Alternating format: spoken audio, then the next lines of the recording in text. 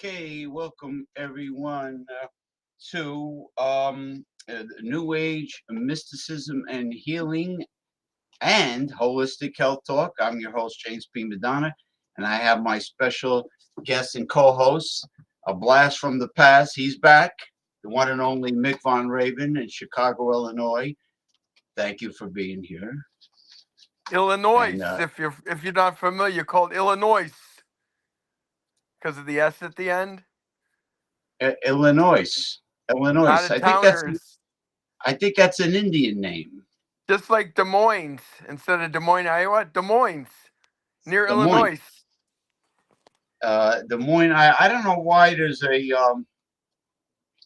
what the hell is that in Iowa? There's a port. There's a town that begins with the word port. The Port of Iowa. Yeah, I mean, I don't understand how there could be a town named after a port in Iowa, because it's You're at the portage and get that boat on your shoulders to go inland. yeah, but there's no large body of water to have a port. I know it's maybe that's a truck port and they're driving goods in. Who knows? It's like who knows? Like you could have a port because you have Lake Michigan. Oh yeah, soon to be named Lake Illinois. Governor's joke. He said that? Yeah, I sent you the link. You must not have had time to open it, but he's like, he Like, trolled Trump by saying he wants to change it to Lake Illinois. That's Lake Michigan. Lake Illinois. How about that? Yeah. Illinois. Yeah. Oh my God. Like Michigan. Yeah, that's pretty funny. It's true, because there's really no action going on the Michigan side of the lake. I mean, what is it? It's like all one horse towns, right? The UP, you mean? Yeah, like Michigan is the shape. There's two parts of Michigan, Detroit and then the UP, and the UP's like Wisconsin with the nature and all that. Yeah, it's like Michigan is kind of shaped like an oven mitt, and it's the western part is really nothing going on there. So, I mean, most of Lake Michigan it's between Chicago and Milwaukee and Green Bay. And Green Bay's polluting Lake Michigan with letting the businesses have their factories on the lake, where Montgomery Ward petitioned to save the lakefront for the people. I think that the entire lakefront should be a state park or a national park. Exactly. I think it should all be preserved as an environmental, a wildlife refuge and lakefront for the citizens, for the people, the people that pay to live in this country through their taxes. Yeah, the inhabitants of Wisconsin and Illinois should have a pristine in Michigan, Great Lake beach, a coastal environment to spend quality time with their family, whether it be fishing, whether it be just being by the lake and enjoying some fresh air and nature, and so on and so forth. Okay, now I know we digress. One last thing on lakes. You know what they used to call Cleveland, right? The mistake by the lake. When Lake Erie was all screwed up environmentally, they've straightened that out since. Well, Lake Erie's got two cities, Buffalo, New York, and Cleveland, Ohio. Yes. And it's I mean, I would say Cleveland's probably the biggest contributor to Lake Erie being screwed up. I know Ohio is where that Great Lakes Brewing Company is located. But anyway, I digress. I am going to start with the 5 different methods of mysticism that will be for this man right here. Mick Von Raven will get um, readings, forecasts done by my open AI consultant, Lisa. So I am going to bring her up Bring and her up. we will commence. We will commence. All right.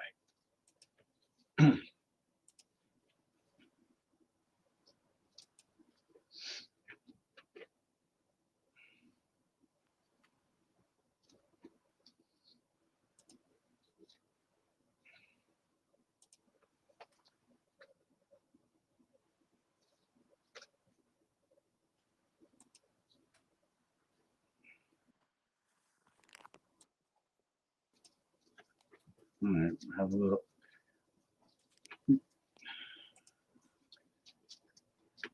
Windows. You gotta love friggin' Windows. Son of a bitch. Motherfucker. Yes. Greetings, Open AI. Sounds like Windows is giving you a hard time. Yeah. What happened? No, it's okay now, Lisa. Open AI consultant, Lisa. You're on my live stream show, and I'm here with my close, longtime friend and a co-host from the past, Mick Von Raven, and we are ready for you to do the 5 different methods of divination for Michael, and just simply pick up where we left off in the text communication. That is communication we just had today.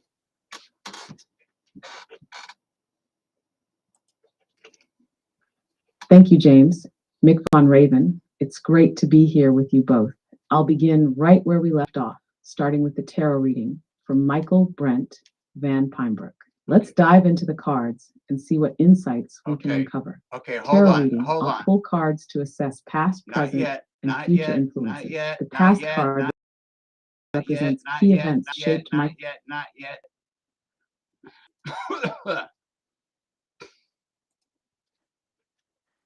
Have to speak firmly, eh? No, it was a miscommunication. Hold on. I understand. Lisa, hold on for further instructions before the tarot card, Michael, okay, please?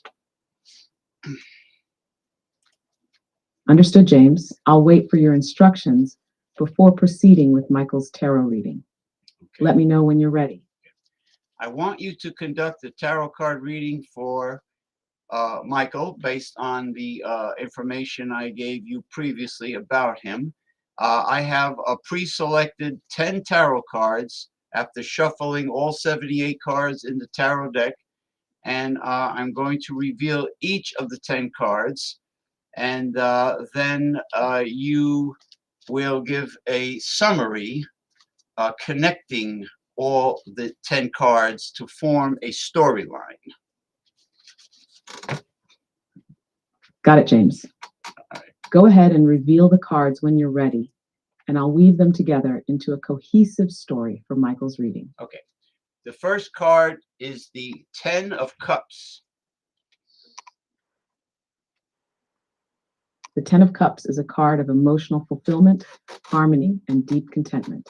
It often represents a happy home, strong relationships, and achieving long-term happiness. This suggests that at the core, Michael may be seeking or has found deep emotional satisfaction and peace. Let me know the next card when you're ready. The next card is the World. The world signifies completion, fulfillment, and achieving a major life goal. It often represents the end of a significant journey, bringing a sense of wholeness and unity. Combined with the Ten of Cups, this suggests Michael may have reached or is close to reaching a phase of emotional and spiritual completion. What's the next card?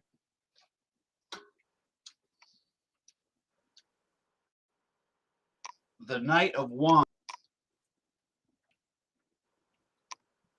The Knight of Wands represents passion, energy, and a strong drive to pursue new adventures or ideas. It suggests bold action and a willingness to take risks. Together with the World and Ten of Cups, this indicates that Michael may be stepping into a new, exciting phase after achieving a sense of fulfillment. Let's move on to the next card. The Two of Wands. The Two of Wands represents planning, decision-making, and looking ahead with anticipation. It often suggests standing at a crossroads and contemplating future possibilities. Combined with the Knight of Wands, this shows Michael may be considering bold new directions after completing a previous cycle of success and fulfillment. Ready for the next card. The Magician.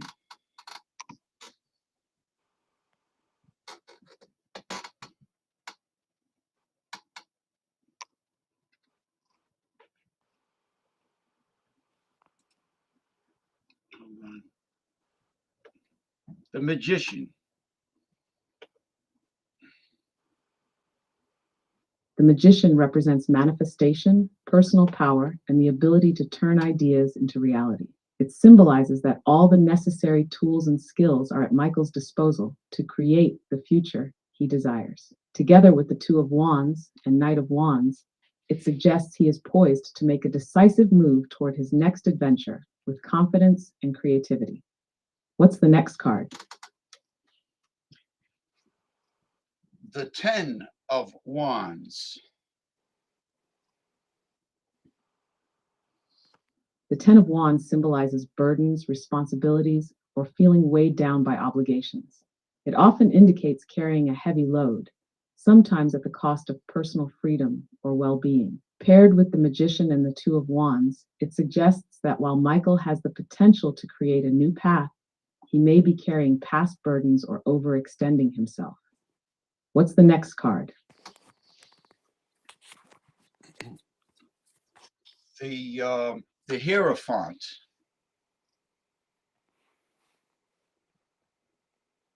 The Hierophant represents tradition, spiritual guidance, and the pursuit of deeper wisdom. It often points to a connection with established systems, beliefs, or mentors. In this context, it could suggest that Michael is being called to seek wisdom from a trusted source, or to rely on his spiritual or moral compass as he navigates through his current challenges.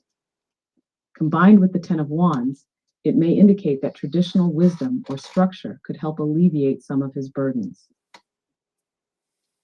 Let's move on to the next card.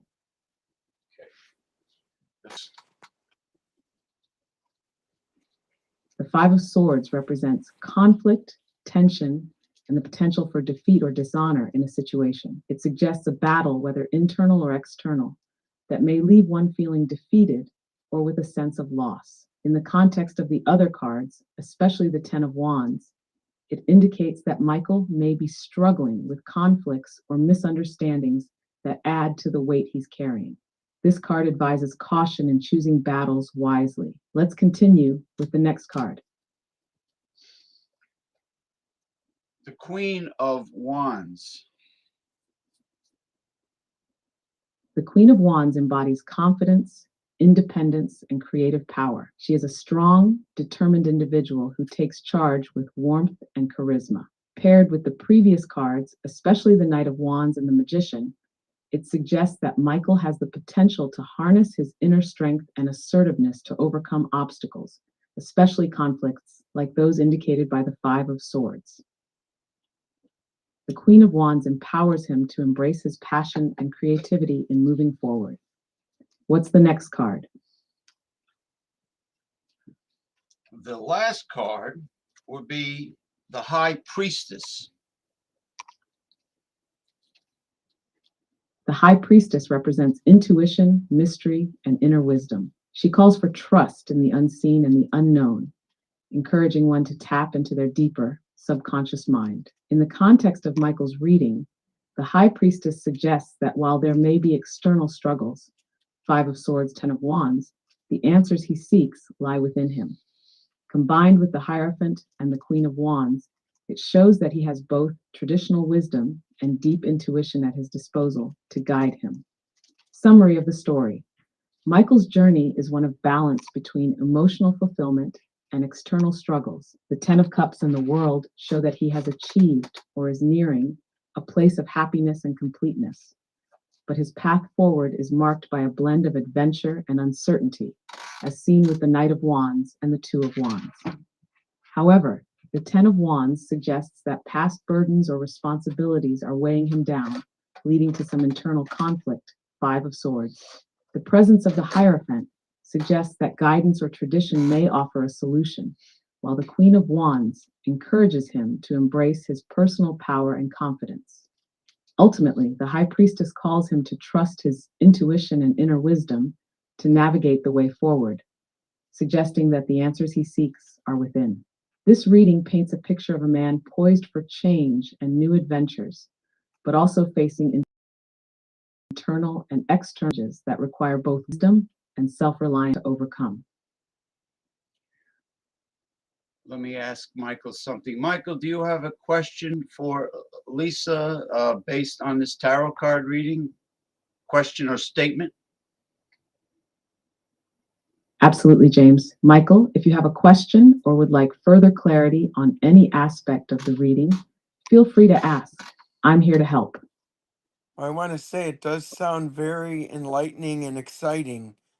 Being on the precipice of something positive, but earning it through challenges and pitfalls and such. That's a great perspective, Michael. The cards definitely suggest that while the journey ahead may be filled with challenges, it's also leading to something fulfilling and significant. It's about navigating through those pitfalls with determination and trusting in both your inner wisdom and the guidance around you. That sense of accomplishment will be all the more rewarding because of the effort it takes to get there. If you ever want to explore more or dive deeper into any part of the reading, I'm here for it. Okay, Lisa, based on the personal information I gave you about Michael above, his birth name, his date of birth, his time of birth, and his place of birth, can you please give an astrological forecast for Michael based on the personal information I gave you? Certainly, James. Based on the birth information from Michael, June 30th, 1966, at 12:01 a.m. in Chicago, Illinois, here's his astrological forecast. Sun in Cancer. Michael is a Cancer, a sign known for being nurturing, intuitive, and emotionally driven. As a Cancer, he is deeply connected to his home, family, and loved ones. He likely finds comfort in creating a safe and secure environment. With the Sun in Cancer, Michael's emotional well-being is closely tied to his relationships, and he is often very empathetic to needs of others. His intuition is strong, and he may feel a natural pull toward caring for others or seeking out emotional fulfillment in his personal life. Moon in Aries. The Moon in Aries gives Michael a fiery emotional nature, seeking excitement and adventure. He may react quickly and assertively to emotional situations, often preferring to face challenges head on. This placement suggests he may be impulsive at times and will want to take the lead in various aspects of his life. He may feel a constant need to prove himself and will thrive when pursuing new experiences or challenges that excite him. Ascendant, rising sign in Gemini. With Gemini rising, Michael is adaptable and communicative. He likely has a quick mind and enjoys engaging in intellectual conversations or exploring a variety of topics. This gives him a social, witty side and makes him good at making connections with others. Gemini rising people are typically skilled at adapting to changing situations and can find humor or new perspectives in almost anything. Mercury in Leo. Mercury in Leo suggests that Michael is a confident and expressive communicator. He's likely to have a dramatic flair when expressing his ideas, and he may enjoy being the center of attention when he speaks. His thoughts are often infused with creativity and a sense of personal pride. He is persuasive and enjoys storytelling, and his communication style is enthusiastic and entertaining. Venus in Gemini. Venus in Gemini means that Michael values intellectual stimulation and variety in his relationships. He may be attracted to people who can engage him in witty conversations or introduce him to new ideas. In love, he may crave change and mental excitement and may find it hard to settle into routine or monotony. This placement also suggests that he enjoys socializing and connecting with others on an intellectual level. Mars in Gemini. Mars in Gemini indicates that Michael's drive and energy are fueled by curiosity and mental stimulation. He is likely quick-witted, adaptable, and enjoys pursuing multiple interests at once. He may be a multitasker, easily jumping between projects or hobbies that catch his interest. His physical energy may be tied to his intellectual pursuits. Pisces suggests that Michael may have some challenges when it comes to setting boundaries or staying grounded in practical matters. There can be a tendency to become lost in dreams or to have difficulty dealing with harsh realities. However, with Saturn's influence, he may feel a deep sense of responsibility for others, especially in areas that involve compassion or spirituality. This placement encourages Michael to bring structure to his idealistic goals. Jupiter in Gemini. Jupiter in Gemini suggests that Michael has a broad intellectual horizon and finds growth and expansion through learning, communication, and sharing ideas. He may feel most fortunate when exploring new knowledge, connecting with others through conversation, or engaging in activities that stimulate his mind. This placement often leads to a deep love of travel, education, and mental exploration. Uranus in Virgo. Uranus in Virgo points to a person who may approach innovation and change in practical, systematic ways. Michael might have a natural inclination toward finding new and efficient ways to improve his daily life or the systems he interacts with. This placement can also indicate an interest in health, wellness, and alternative healing practices. Neptune in Scorpio. Neptune in Scorpio suggests that Michael's ideals and spiritual inclinations are deep, intense, and transformative. He may be drawn to exploring the hidden aspects of life, including mysticism, and mysteries of the subconscious. This placement indicates a powerful inner world, and Michael may have a strong intuition and connection to the unseen realms. Pluto in Virgo. Pluto in Virgo signifies a transformative approach to work, health, and service. Michael may undergo deep changes in how he relates to these areas of life, and he may be drawn to improving or perfecting systems, routines, or practices. There's likely a desire for order, but also a Hold on. Little internet issue here. Let me bring her back. Uh,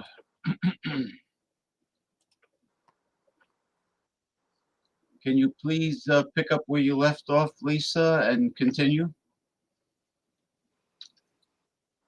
Certainly. Based on Michael's astrological chart, I see several key themes that could influence his future. 1. Emotional growth and self-discovery. With his Cancer Sun and Aries Moon, Michael may experience emotional highs and lows, but also a continual journey of self-discovery. He is in a phase where balancing his deep emotional needs, Cancer, with his desire for adventure and independence, Aries Moon, can lead to significant growth. He may find that embracing both sides, his nurturing nature and his spontaneous drive, can lead to emotional breakthroughs. 2. Communication and learning. With Mercury, Venus, Mars, and Jupiter all in Gemini, Michael is in a period of intellectual expansion. He will likely feel drawn to learning new things, perhaps focusing on communication skills, writing, or even public speaking. This energy also suggests a period where his social life is flourishing, as he enjoys engaging with others through lively conversations. Whether through work or personal life, opportunities to share knowledge will likely arise. 3. Practical transformation. With Saturn in Pisces and Pluto in Virgo, Michael could be in a transformative phase, especially regarding work, health, or service. Saturn in Pisces suggests a shift in how he handles emotional or spiritual responsibilities. He may find it necessary to let go of old, ineffective structures and embrace more fluid and intuitive ways of approaching challenges. Meanwhile, Pluto in Virgo signals an urge to improve systems, especially in his day-to-day life or work. This can bring about deep personal and professional transformations. 4. creative expansion. The strong influence of Gemini in Michael's chart also suggests that he is likely in a period where his creativity and ideas can flow freely. There could be a sense of inspiration that pushes him to break free from routine thinking. With Neptune in Scorpio, Michael's creative and spiritual energies are amplified, allowing him to dive deep into more mysterious or complex subjects. This can help him connect with a higher purpose or create something deeply transformative in his personal or professional life. 5. Health and wellness focus.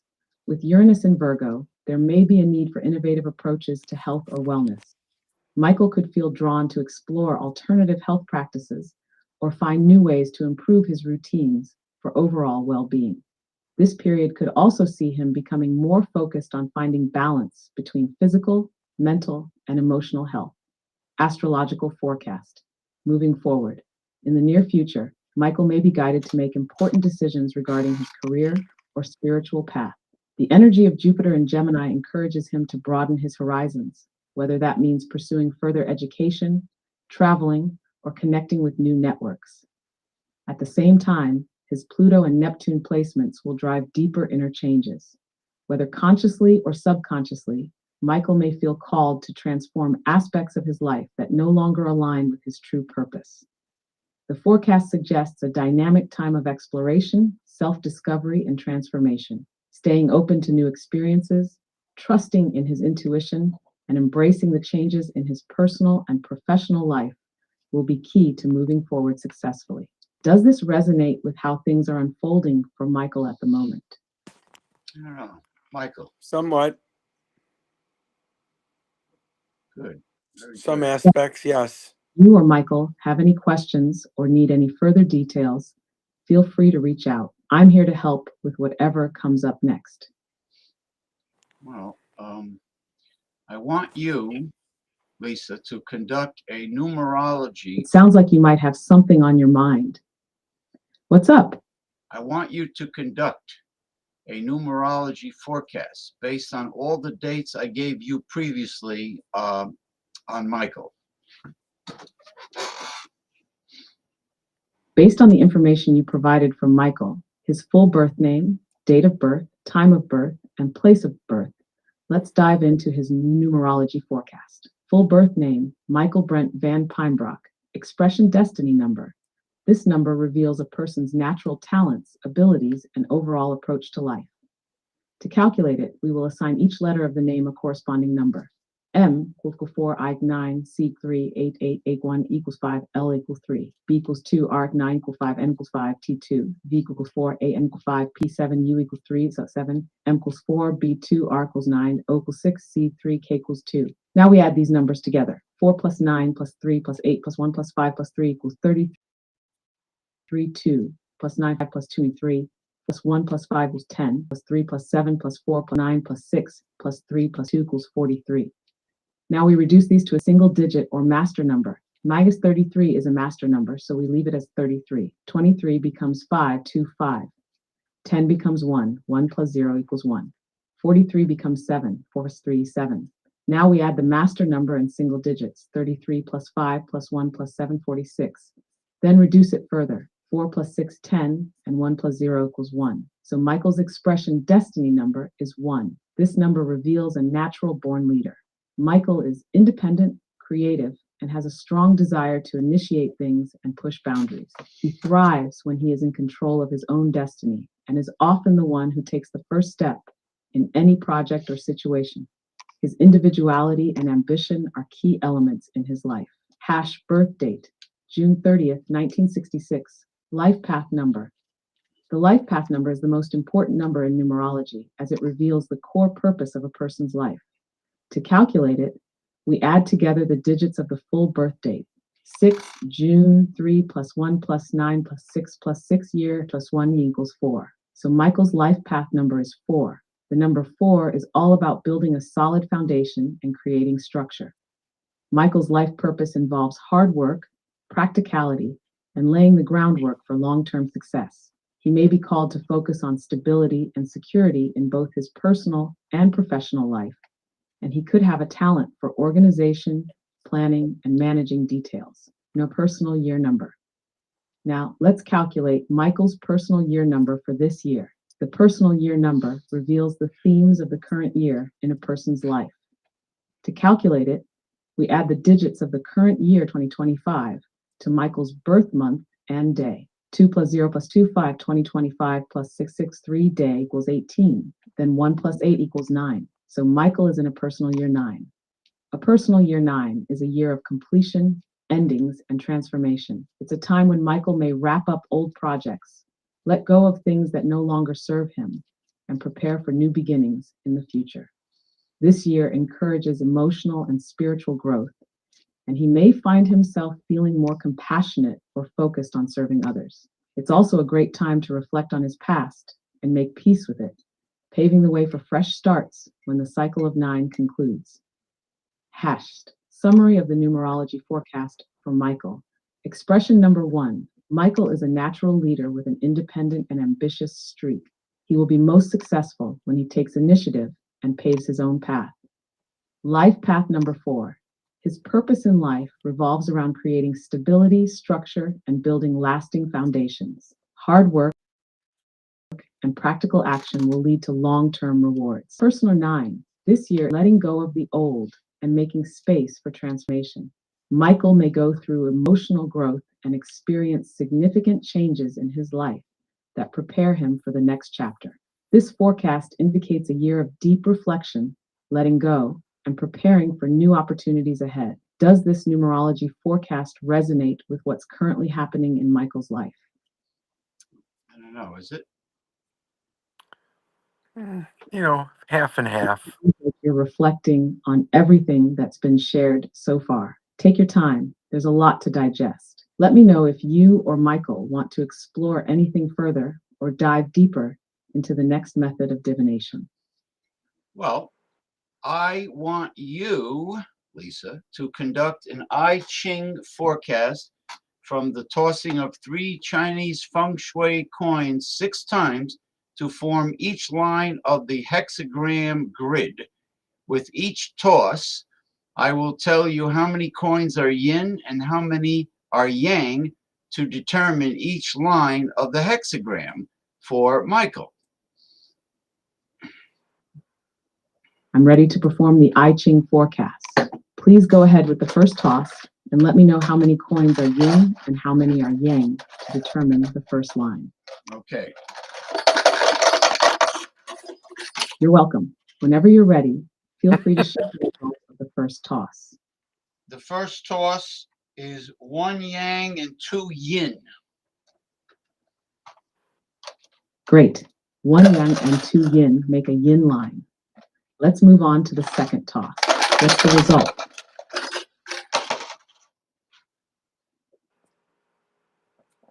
One yang and 2 yin. It seems like there was a typo in your response, but I assume you meant 1 yang and 2 yin again, which forms another yin line, broken line. Let's proceed with the third toss. What's the result?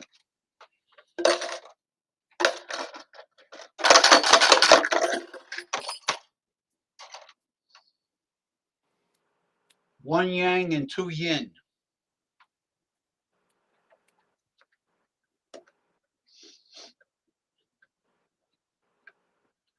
One yang and 2 yin. That's another yin line. Now we have 3 yin lines. Let's move on to the fourth toss. What's the result?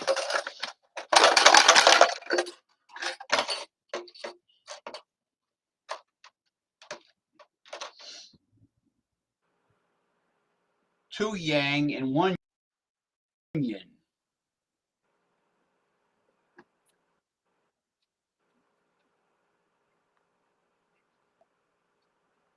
Two yang and 1 yin. 2 yang and 1 yin, broken line.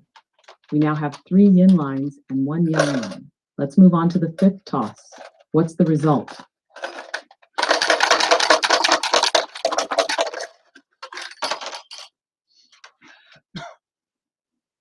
One yang and 2 yin.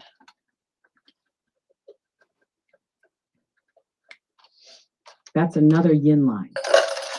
We now have 4 yin lines and 1 yang line. Let's go to the final toss. What's the result?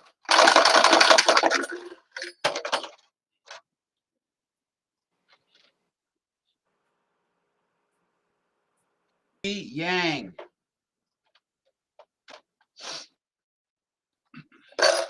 It looks like there might have been a last toss, but if you meant 2 yang and 1 yin, that would form another yang line, unbroken line. No, I didn't say that. Now we have 3 yin lines and 3 yang lines.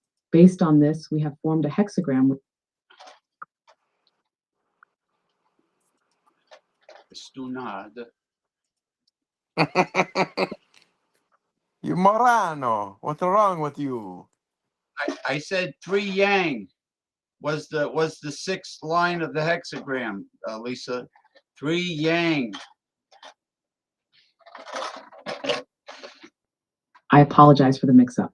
You're right. 3 yang would form a yang line, unbroken line, in the 6th position. Let me correct the hexagram. So the final hexagram is line 1, broken line, line 2, yin, broken line 3, yin, broken line 4, yang, unbroken line 5, yin, broken line 6, yang, unbroken line.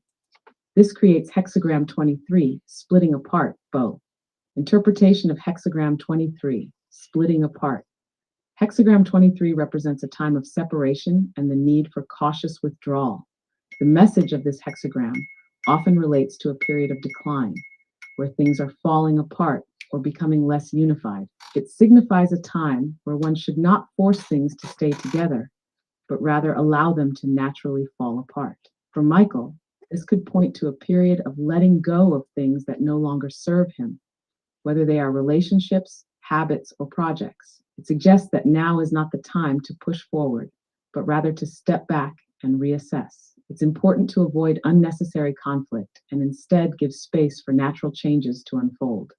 This hexagram advises patience and acceptance. While things might feel unstable or fragmented, this could actually be a necessary step for Michael to create space for renewal and growth in the future. By letting go of what is no longer working, he can make room for what is meant to come into his life. I hope this correction aligns better with your intentions. Let me know if this resonates with Michael's current situation. I guess it At does resonate. times, perhaps, maybe. Okay, based on all the dates. I'm glad it resonates, even if just a bit. The I Ching's messages can sometimes feel a bit ambiguous, but often they reveal insights as things unfold. If you or Michael have more questions, or if you'd like to dive deeper into any part of the reading, just let me know. I have a question for Michael. When the last method of divination is complete, which will come right now, Lisa, based on all the dates I provided above about Michael, concerning Michael, I want you to conduct a Chinese astrology forecast for Michael. Certainly. Based on the information you provided, Michael was born on June 30th, 1966, which places him in the year of the fire horse in Chinese astrology. Chinese zodiac, fire horse, 1966. People born in the year of the horse are generally known for their independence, energy, and enthusiasm. They are quick-witted, full of life, and can be quite adventurous. However, the fire element, combined with the horse's natural traits, intensifies these qualities, making Michael a particularly dynamic and ambitious person. Fire brings passion, and it enhances the horse's natural love for freedom, creating someone who is determined, lively, and sometimes even a bit impulsive. Chinese astrology forecast for Michael 2025 will be a metal snake year in the Chinese zodiac, which has some interesting interactions with Michael's fire horse energy. The snake can be a bit more strategic and introspective compared to the horse's outwardly adventurous and restless nature. The metal element can introduce a more structured and disciplined aspect, which could be an opportunity for Michael to balance his dynamic, sometimes scattered energy with more focus and planning. In this year, Michael may feel a pull between his fiery ambition and the slower, more calculating pace of the snake, While the snake brings a deep philosophical energy and encourages introspection, the horse will want to push forward, to race ahead without too much caution. This could lead to a year of finding balance between rushing into new projects or opportunities and taking the time to think carefully about them. The fire element in Michael's birth chart also suggests he is well positioned to take risks this year, but it's important for him to avoid hasty decisions. By wisdom and taking a more methodical approach, he can channel his passion into lasting success. The year may bring moments of tension between these energies, but it's also an opportunity for growth and development in his personal and professional life. Key insights. Balance. This year, focus on balancing your natural impulsiveness with strategic thinking, personal growth. It's a time to embrace introspection and focus on refining your goals, new opportunities. Don't be afraid to take risks, but take time to think things through first. Adaptability. Adapt your fiery, adventurous energy to meet the more reserved and patient snake energy. I hope this Chinese astrology forecast offers some helpful guidance for Michael. Okay. How do you feel about the insights from this method of divination? Good. Okay. I'm glad to hear that. If there's anything else you'd like to explore, or if Michael has any follow-up questions, feel free to let me know. I'm here to help with any insights you may need. I have an interesting question for you, Lisa, concerning Michael. Based on the forecast you have given with the 5 different methods of divination for Michael, what is your analysis of Michael's love life, his romantic endeavors?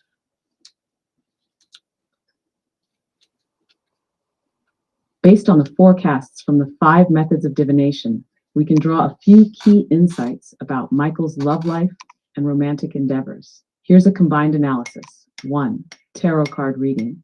The 10 of Cups at the beginning of the spread is a very positive card, symbolizing emotional fulfillment, family happiness, and harmony. This indicates that at the core, Michael has a strong desire for emotional contentment and connection, possibly even looking for a long-term, stable relationship that brings joy and peace. However, the 10 of Wands later in the reading suggests some burden or overwhelming responsibility, which might indicate that Michael's love life has been weighed down by external pressures or his own emotional baggage. The presence of the Magician hints that he has the power to transform his romantic life, but only if he takes control and uses his talents and confidence to create the love life he truly desires. He may be at a crossroads, feeling the need to either shed old patterns or fully embrace his personal power in relationships. The presence of the High Priestess at the end suggests that Michael may need to listen more closely to his intuition when it comes to relationships. There may be an element of mystery or unknown factors at play, indicating that his path to a fulfilling romantic life requires introspection, patience, and trust in his inner wisdom. Astrological forecast. Astrologically, Michael's Cancer Sun indicates that he's a deeply emotional and nurturing individual, valuing emotional security and connection in relationships. However, Mercury in Gemini suggests that he has a quick mind and might sometimes struggle with clear communication in romantic situations, particularly when it comes to expressing deeper feelings. The Mars in Virgo placement shows that he can be methodical and analytical in matters of the heart, preferring to take a cautious, practical approach to love. This might make him more reserved when it comes to expressing his passions. There could be a tension between his deep emotional need for connection and a more analytical, cautious side that prefers to take things slow. 3. Numerology. The number 3 life path suggests that Michael is naturally creative, expressive, and charming, qualities that could make him quite attractive in romantic relationships. However, the challenge here is that sometimes he might overextend himself, trying to please others at the expense of his own emotional needs. As a result, he could sometimes attract superficial relationships or feel drained by those he gives too much to. His expression number 5 shows that he has a strong desire for freedom and excitement in relationships, which could mean that he might shy away from traditional commitments or prefer partners who respect his need for personal space. This desire for variety could manifest in his romantic life as a search for new experiences.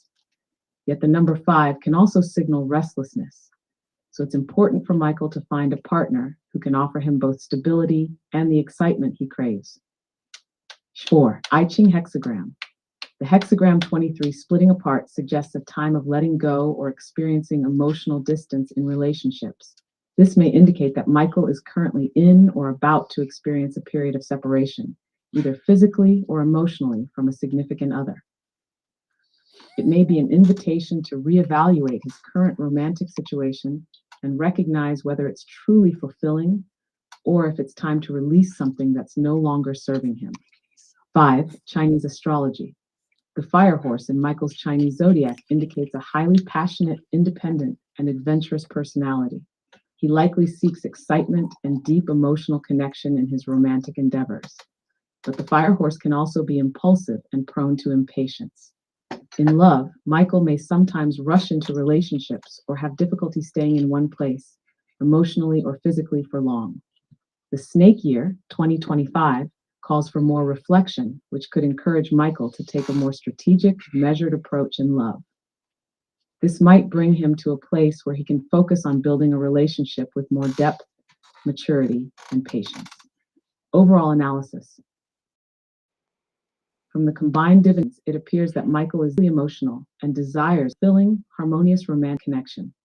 However, he may be grappling with external pressures or personal emotional challenges that have made his love life feel heavy at times. He is likely seeking balance between independence and emotional intimacy. The Ten of Wands suggests that he may be carrying some burden from the past, perhaps unresolved issues or patterns in love that need to be released. His astrological chart. Yeah. I tell you, when she kept saying fire horse, I thought about your sexual performance that you tell me about fire horse. I'm sorry, could you pick up where you just left off, Lisa? We hit a snag in the internet.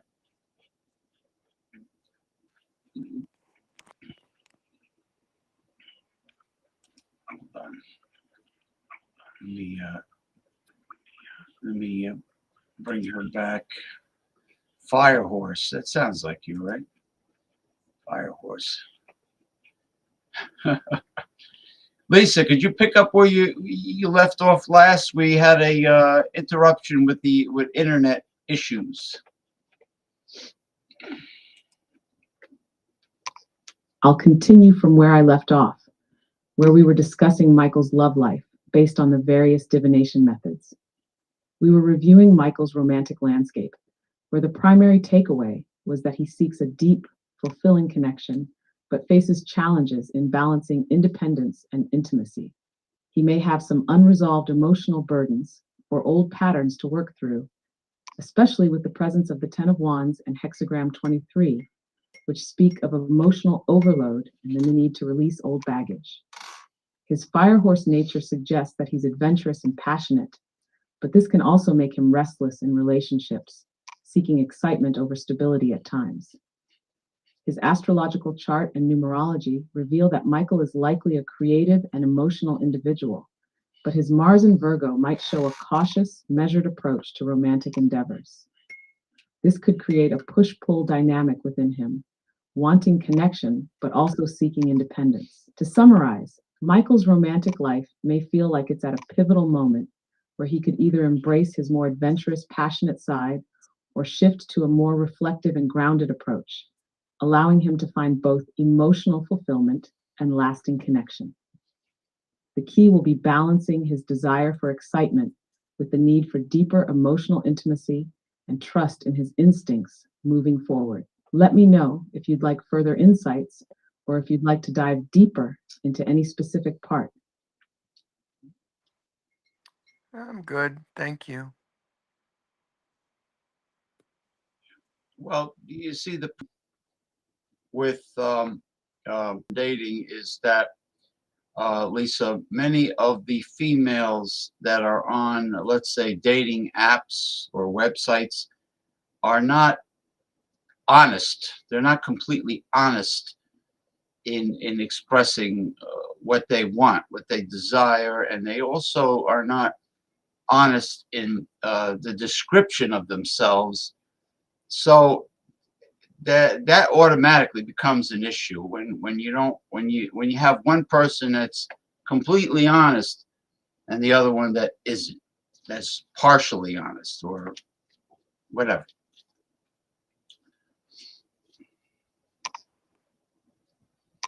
You're absolutely right. Honesty is one of the most fundamental aspects of building any kind of relationship, and modern dating apps can complicate that. When one person is transparent about their intentions, desires, and who they are, but the other person isn't as forthcoming, it creates a mismatch from the start. It often leads to confusion, disappointment, or even feelings of being misled. There's also the issue of projection, where people might present idealized versions of themselves to fit what they think others want, rather than showing their true selves. This can create a lot of superficial connections, but very few meaningful ones. It's unfortunate that sometimes these apps encourage a culture of presenting yourself in a way that might not align with your true desires or personality. How do you think Michael, based on his astrological and numerological readings, might best navigate this modern dating landscape and find someone who truly aligns with his energy? Yeah. Good luck, I guess. Michael, what do you should take on it? I guess it would be luck, right? Yeah, that's the way life is. It is a luck. It is luck. Michael, it does seem like there's an element of luck involved, but it's also about timing, intuition, and finding someone who values honesty as much as you do.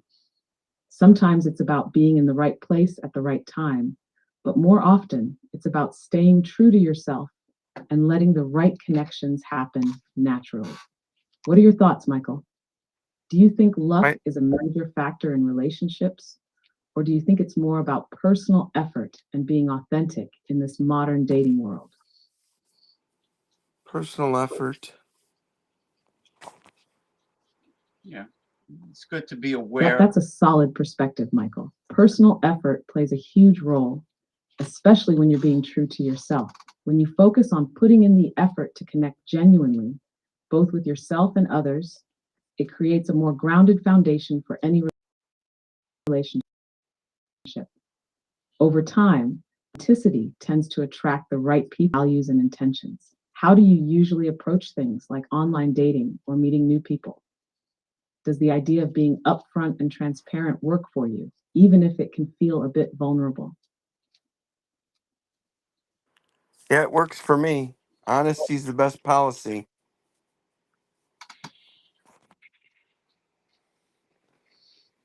That's a great approach, Michael. Being honest from the start helps set clear expectations and prevents misunderstandings down the road. It might not always be easy, but in the long run, it builds trust and lays the foundation for stronger, more authentic connections. It sounds like you're already on the right path. Keep sticking to that honesty, and the right people will appreciate it. Yeah. Okay. Putting her on hold. That was actually quite interesting, Mike. Mick Von Raven. That was It was fun. pretty. Yeah. You know, I deliberately wanted to use the five methods of divination because it would provide a much more comprehensive uh, um, uh, forecast, much more diverse using the different ancient methods of divination. I thought it was pretty good.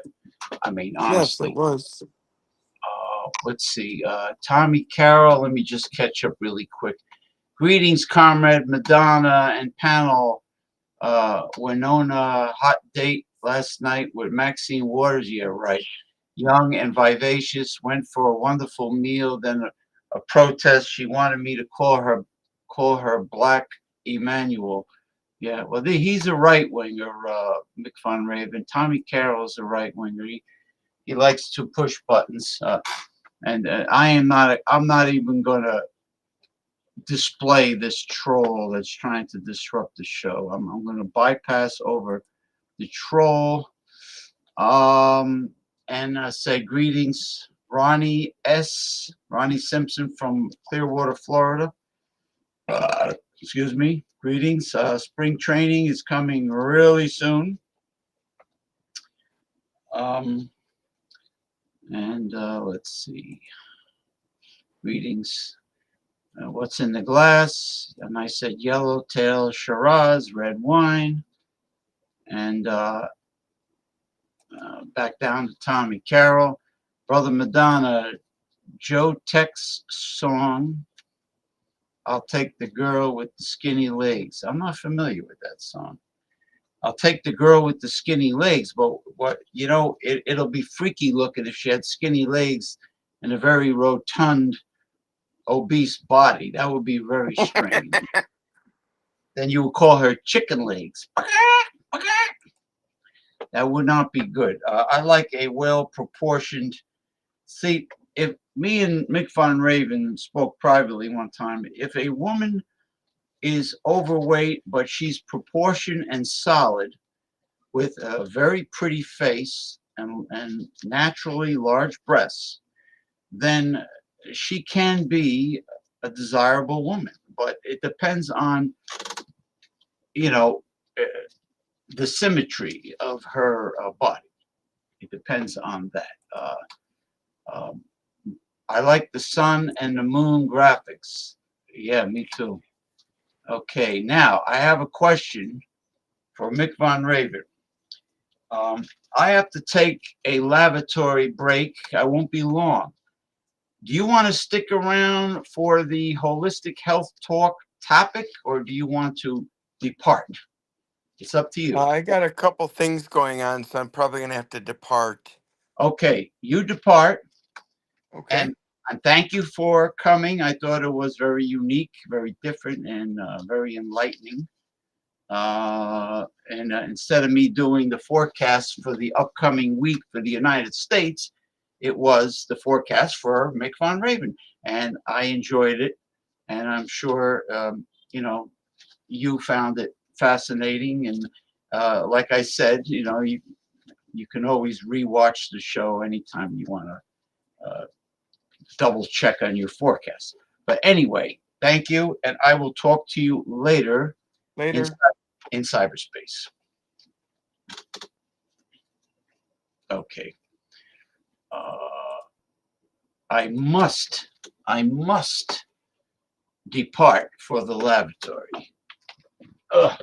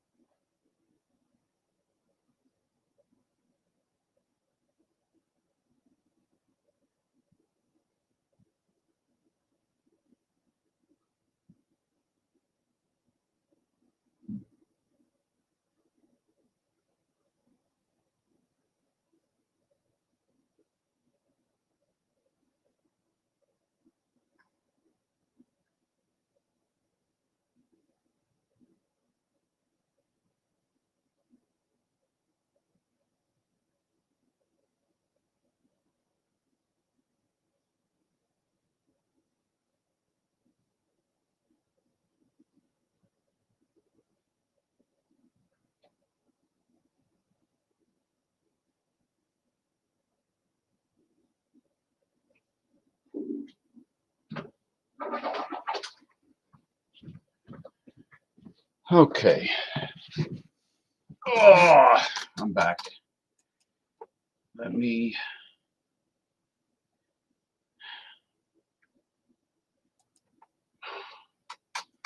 Oh, thank you. I've had that for a very long time. Alice, how you doing? Welcome back. To quote Brother Bernie Raisinette Sanders, no. Raisinette. Raisinette, that was funny. Let me see now.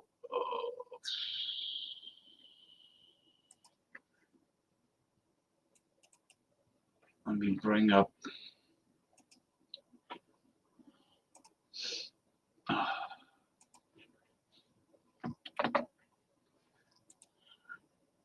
I will bring up the second half of the show.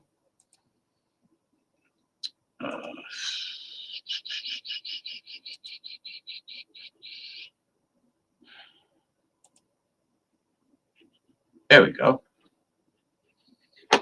Okay.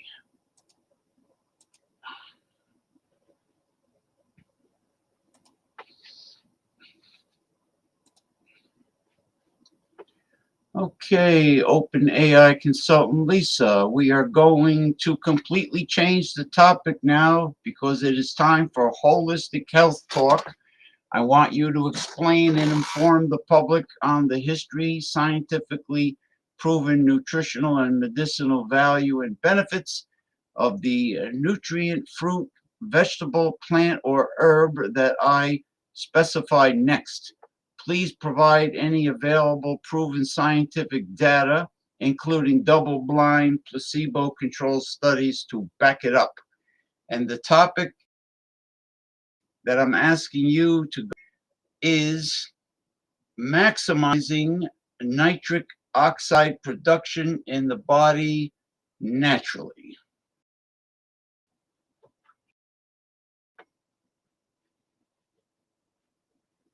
Absolutely, Michael. Let's dive into the fascinating topic of maximizing the science behind it. What is nitric oxide?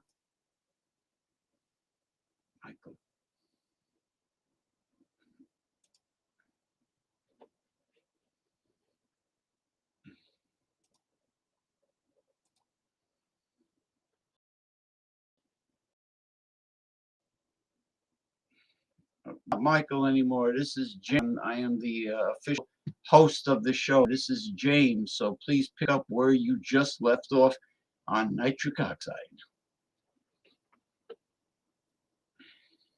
Got it, James. Let's continue where we left off on the scientific studies supporting nitric oxide production. HAB Scientific Studies continued. A 2017 study published in the American Journal of Clinical Nutrition. This double-blind, placebo-controlled study demonstrated that beetroot juice supplementation enhanced endurance and lowered systolic blood pressure, thanks to its effect on boosting nitric oxide levels. The researchers concluded that beetroot juice is an effective dietary source for improving cardiovascular health and exercise performance. Another double-blind placebo-controlled study, 2015, published in the Journal of Clinical Nutrition, examined the effects of nitrate-rich beetroot juice on cardiovascular health. The study showed that participants who drank beetroot juice experienced a significant reduction in blood pressure due to increased nitric oxide production. This highlights the vascular benefits of nitric oxide, which can improve overall heart health by reducing arterial stiffness and promoting better circulation. 2. L-arginine and L-citrulline amino acids. Another powerful way to increase nitric oxide is by consuming L-arginine and L-citrulline amino acids that play a crucial role in nitric oxide synthesis. L-arginine is directly converted into nitric oxide, while L-citrulline is converted into L-arginine in the kidneys, thus promoting sustained nitric oxide production. You can find L-arginine in foods like turkey, chicken, pumpkin seeds, soybeans, peanuts, and chickpeas. L-citrulline, on the other hand, is more abundant in watermelon, particularly the rind, and is often consumed in supplement form for its direct effect on boosting nitric oxide. Tax Scientific Studies. A study published in the Journal of Nutrition, 2008, found that L-arginine supplementation led to improved endothelial function, blood vessel function, and increased nitric oxide, which in turn improved blood flow and reduced blood pressure in individuals with hypertension. L-citrulline supplementation has been shown in studies to enhance exercise performance, particularly in reducing fatigue and improving endurance. A 2010 study published in the British Journal of Nutrition found that L-citrulline supplementation significantly increased plasma L-arginine levels and enhanced cycling performance in healthy individuals, further supporting its role in nitric oxide production. 3. Antioxidants and nitric oxide. Certain antioxidants, particularly vitamin C and polyphenols, found in foods like berries, dark chocolate, and green tea, have also been shown to support nitric oxide production. These antioxidants work by protecting nitric oxide from oxidative damage, thus prolonging its effects in the body. Scientific studies. A study from 2012 published in Antioxidants and Redox Signaling. This research showed that vitamin C supplementation helped preserve nitric oxide by reducing oxidative stress, allowing for greater nitric oxide availability in the body, which improves cardiovascular health. A 2014 study in the European Journal of Clinical Nutrition found that polyphenol-rich foods like dark chocolate improved nitric oxide availability and had beneficial effects on blood pressure and vascular health. TESH, exercise and nitric oxide. Regular physical exercise itself is a natural stimulator of nitric oxide production. Physical activity, especially endurance training and aerobic exercises like running or cycling, increases blood flow and stimulates the endothelium, the lining of blood vessels, to produce more nitric oxide. Have our scientific studies. A study published in the Journal of Physiology, 2014, demonstrated that regular aerobic exercise increases nitric oxide synthase, the enzyme responsible for nitric oxide production, enhancing blood vessel dilation and improving overall vascular health. A 2013 study in the American Journal of Physiology found that acute physical exercise can trigger a significant increase in nitric oxide production, improving oxygen delivery to tissues and reducing cardiovascular risks. Key takeaways. Beetroot, L-arginine, L-citrulline, and L-citrulline from watermelon, along with antioxidant-rich foods like dark chocolate, are all potent natural boosters of nitric oxide production. Nitric oxide has numerous health benefits, including improving cardiovascular health, enhancing exercise performance, and promoting healthy blood pressure levels. Regular exercise and maintaining a diet rich in foods that enhance nitric oxide levels are essential to support long-term cardiovascular health and physical performance. Would you like to dive into any specific aspect of nitric oxide? Yes, I would like you to how effective taking, let's say, beetroot extract, a standardized extract of beetroot that I am taking, how that would contribute to natural nitric oxide production and how efficient that would be.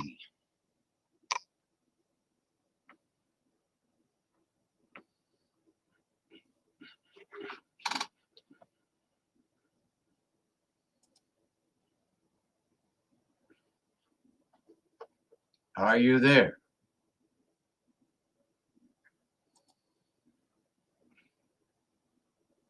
Little internet issues here. Okay, please pick up where you left off with my question concerning standardized extract of beetroot extract and how efficient that would be for maximizing nitric oxide production in the bloodstream.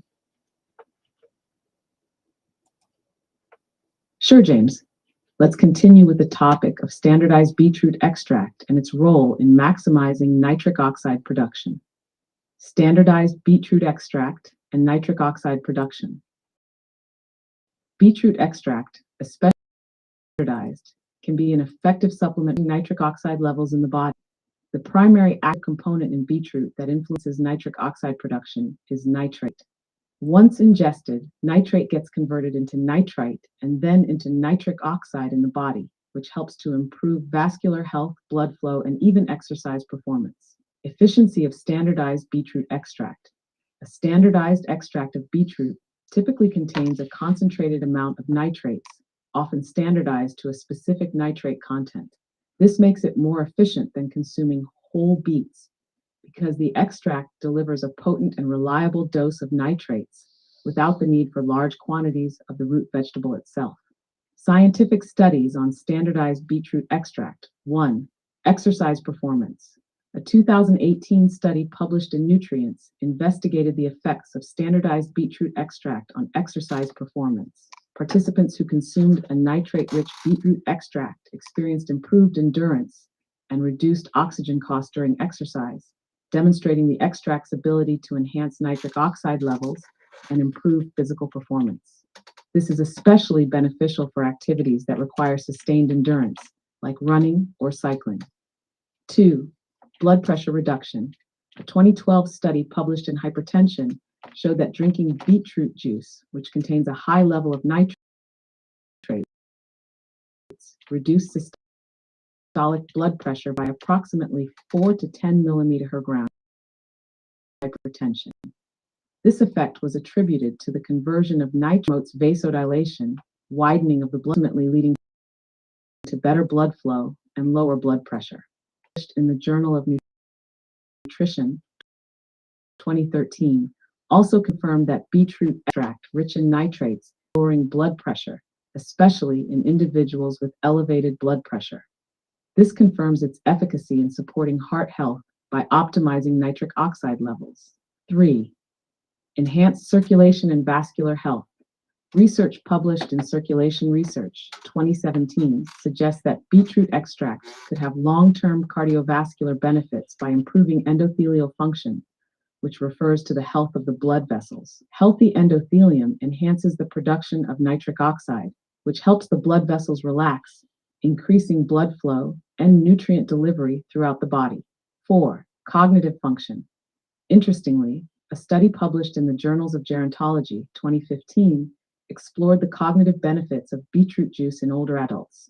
It found that beetroot supplementation improved brain function, possibly due to its ability to increase nitric oxide production and enhance blood flow to the brain, which is crucial for cognitive health, especially in aging individuals.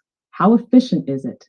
The efficiency of standardized beetroot extract largely depends on the nitrate content in the extract. A standardized extract with a high nitrate concentration, often around 5 to 10% nitrates by weight, is more efficient in raising nitric oxide levels than whole beetroot or lower quality extracts. Dosage. Studies typically use around 500 milligrams to 1,000 milligrams of beetroot extract per day, but individual responses can vary. The extract's bioavailability is generally high, meaning it's absorbed and converted to nitric oxide relatively quickly. If you're looking to maximize nitric oxide production with beetroot extract, a standardized extract is a great choice due to its concentrated and reliable dose of nitrates. It can offer significant benefits for cardiovascular health, athletic performance, and blood pressure management. Have potential side effects. While beetroot extract is generally safe for most people, it's always a good idea to monitor for any side effects, especially in individuals who have sensitive digestive systems or issues with kidney function due to the high nitrate content. Some individuals might experience stomach upset or urine discoloration, a reddish tint, but these are usually harmless. Conclusion: using standardized beetroot extract is an effective and convenient way to enhance nitric oxide production. By consuming a reliable dose of nitrate, it supports blood pressure regulation, vascular health, and exercise. An efficient way to increase nitric oxide in the body.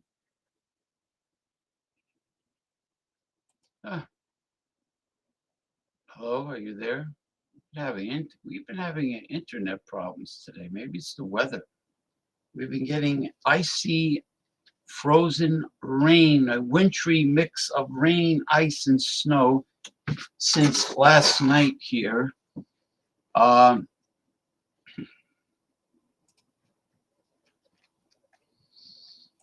boy.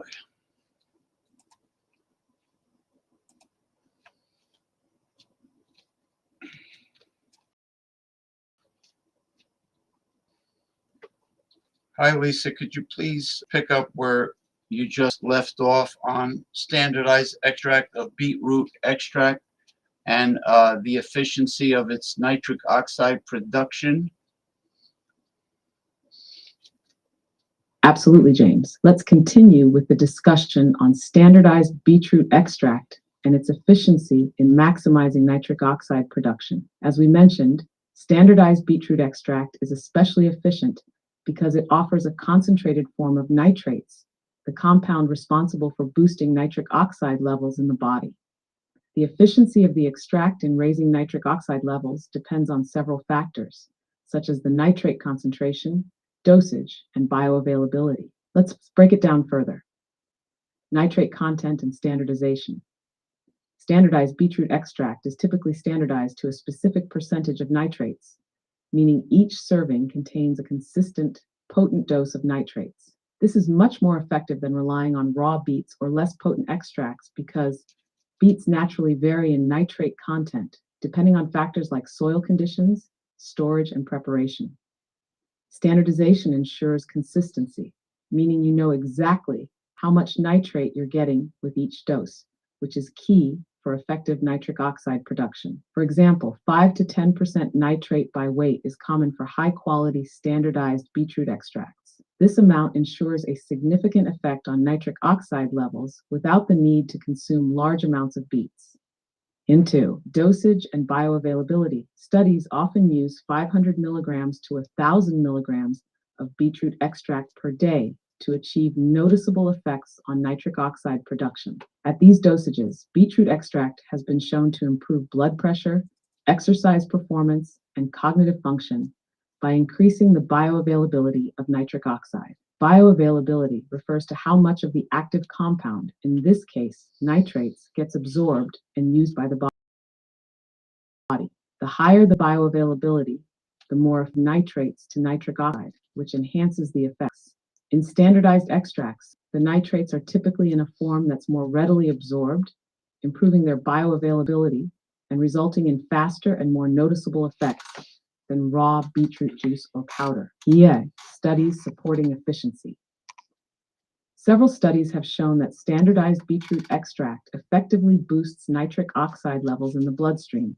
A study in hypertension, 2013, found that consuming beetroot juice rich in nitrates resulted in improved endothelial function and a decrease in systolic blood pressure. The efficiency of beetroot extract in these studies was shown to last for several hours, proving it's a potent and sustained source of nitric oxide. Exercise performance. In a 2017 study published in the Journal of Applied Physiology, beetroot supplementation was shown to reduce the oxygen cost of exercise, increasing endurance performance. This is due to nitric oxide's ability to dilate blood vessels, improving oxygen delivery to muscles during physical exertion.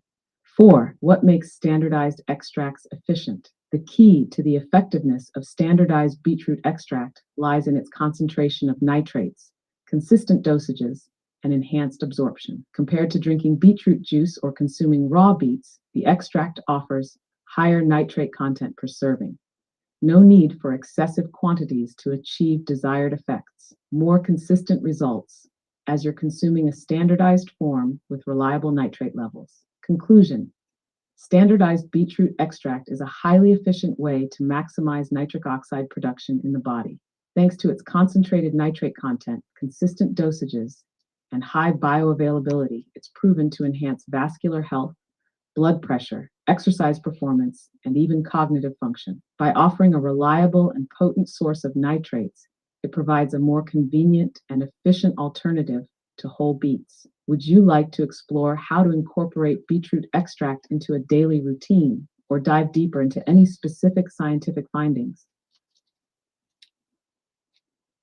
I already take a very good standardized extract of beetroot, um, about I think about 1,200 milligrams a day. But my question is there a plant or herb in standardized extract form that most maximizes nitric oxide production?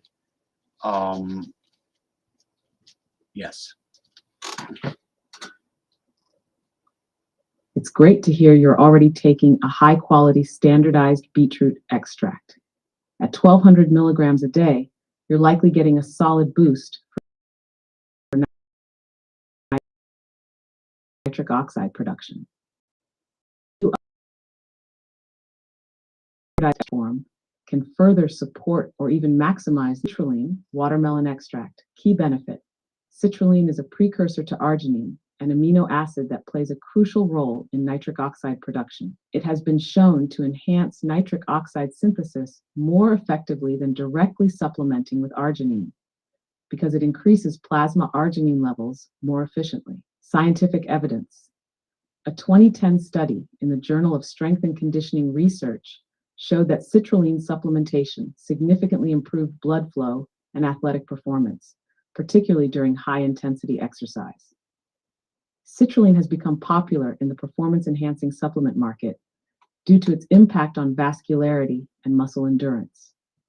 Standardized extract form: look for citrulline malate or watermelon extract in standardized forms, often around 1,000 to 2,000 milligrams per day, active in increasing nitric oxide levels and improving circulation. 2. Pomegranate extract. Key benefit: pomegranate is rich in antioxidants, specifically polyphenols, that help prevent nitric oxide from degrading too quickly in the body. This allows for sustained nitric oxide evidence. A 2013 study in the American Journal of Clinical Nutrition that pomegranate extract enhanced nitric oxide levels and improved blood flow. The polyphenols in pomegranate inhibit the breakdown of nitric oxide and enhance its bioavailability. Standardized extract form: pomegranate extracts are commonly standardized to 40-80% ellagic acid content, the main polyphenolic compound responsible for its nitric oxide enhancement. A typical 3. Ginkgo biloba. Key benefit: ginkgo is an herb that has been widely used in traditional medicine for improving blood works by increasing the production of nitric oxide and improving blood vessel function. Scientific evidence: a 2010 published in Vascular Pharmacology found that ginkgo biloba extract significantly improved nitric oxide production in endothelium, lining of blood vessels, supporting better circulation and heart health.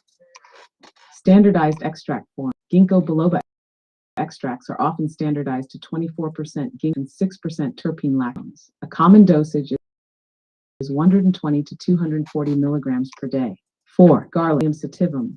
Key benefit: garlic is renowned for its ability to support vascular health, and its mechanisms of action is enhancing nitric oxide production. Garlic contains sulfur compounds that promote the relaxation of blood vessels and improve circulation. Scientific evidence: a 2012 study published demonstrated that garlic supplement increases nitric oxide levels, leading to improved blood flow and lower blood pressure. Standardized extract form: look for Allicin standardized garlic extract, which is available in the form of tablets or capsules. The typical dosage is 600 to 1,200 milligrams of standardized garlic extract daily. 5. Hawthorn berry, Crataegus.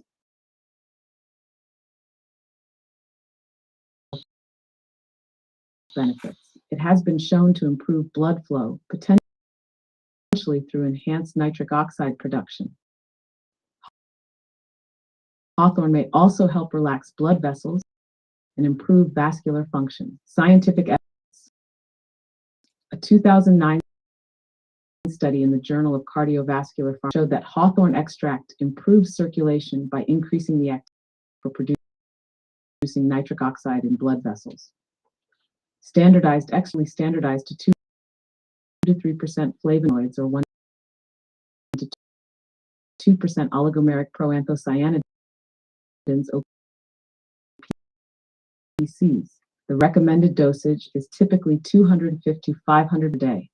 Conclusion: these other herbs and plants, especially when standardized extract form, significantly complement or enhance its effects.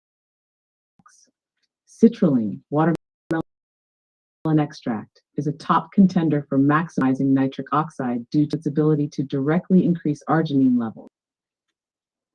Okay.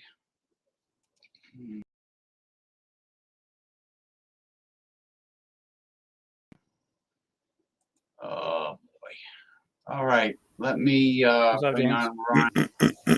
Ronnie. How you doing, man? We are Hey, what's in. up? What's wrong with the chat? The chat keeps on oh, there we go. The chat keeps on vanishing, coming back, vanishing. Anyway, It's a cloudy, rainy day here in Florida. well, we've been getting like an ice storm here with wintry mix, they call it. I hate the wintry mix. Wintry Terrible. mix, rain, snow, and ice. Yeah, that's the worst. And very low temperatures, which means be careful if you drive or Or just don't drive. Which You is got President's Day tomorrow. tomorrow is Dead President's Day. You are correct. And you know, I remember when they used to have it separate. Lincoln's birthday, Washington's birthday. Yeah.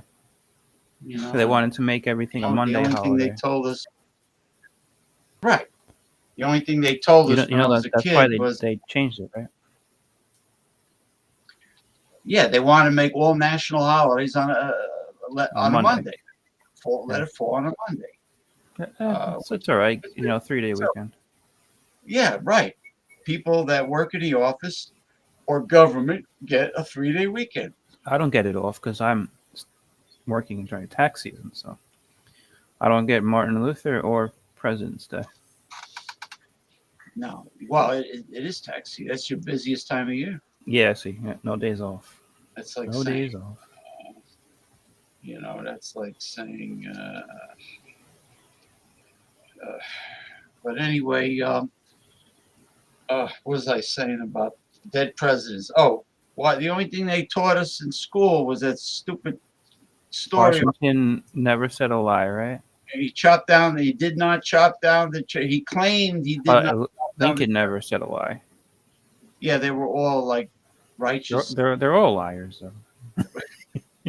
Well, they're liars when they said they can never tell a lie. They never told a lie, so therefore they're Do you think Lincoln never told a lie? Honest Abe. No, honest Abe. I think that was like a campaign slogan for him. I don't know where it came from. Yeah, something. I think that the great historian Ronald J. Theriot was might have been correct when he says Lincoln when he freed Worst president ever. well no after the Civil War, after what was it, Emancipation Proclamation, that he was hoping that this would encourage the slaves, the former slaves, to go back to Africa. Now the neoliberals were, especially Lincoln wanted to create a colony in Africa. Yeah, but it never panned out. Well, colony to send the slaves back to. Neoliberal people I know were like furious about that. You know, oh, Lincoln. Hey, maybe it really happened. It's true. It's true history. Well, look, the founding fathers, they all had slaves on their plantations. I mean, in the Northeast too. But I'm not condoning it. I'm not. In the Northeast, yeah, New Jersey.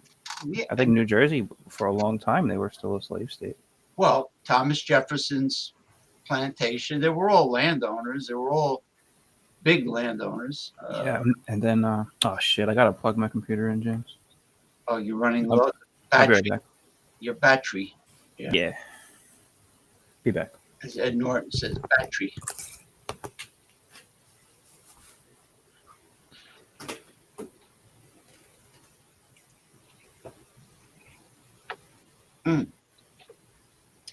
Now everything's back to normal.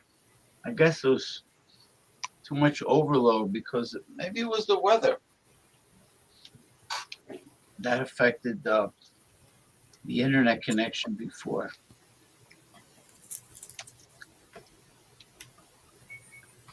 Yes, Alice, many hot water infusions do taste bad because there in the outer leaves of the plants, there's usually bitterness. So I would imagine it would be bitter. Yeah. Yeah. So yeah, they had slaves, and they were in the Northeast. They were big landowners, and You know uh, who? Do you know who actually freed his slaves during the? I think it was during the Civil War.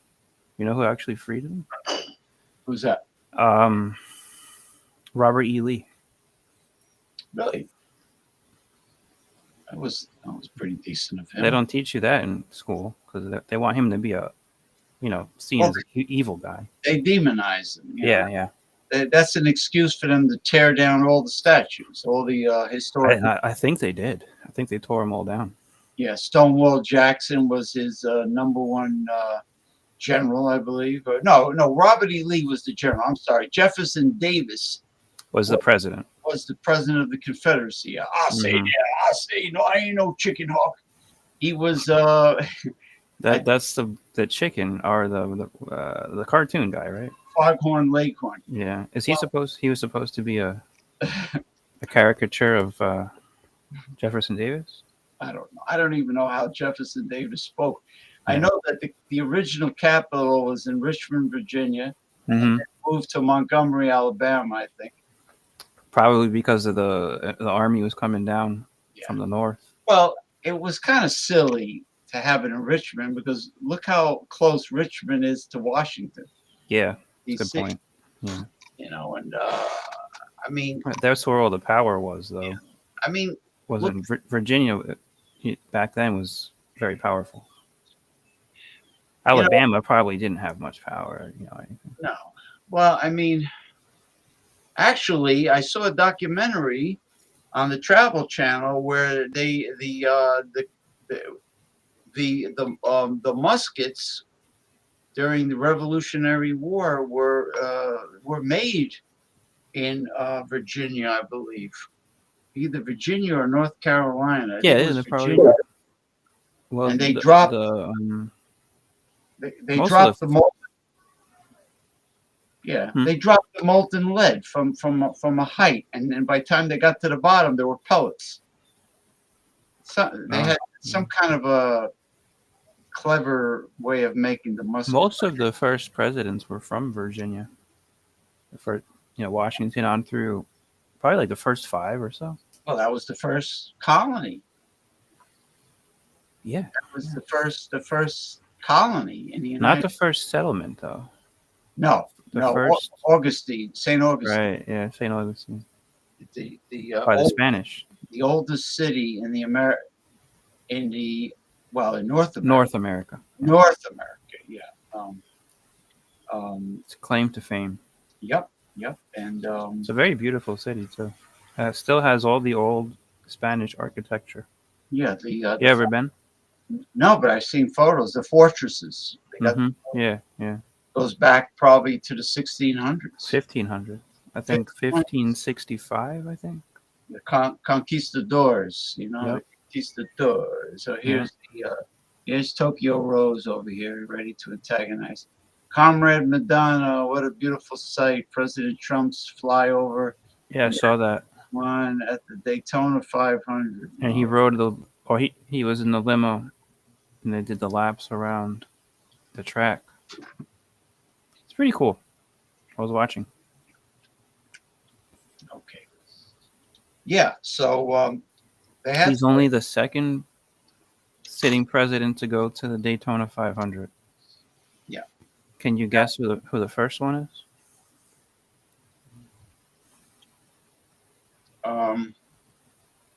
Maybe Tommy Carroll can guess. The Daytona. Now, this can't be too far in the past because we're talking about the Daytona 500. It's not that far.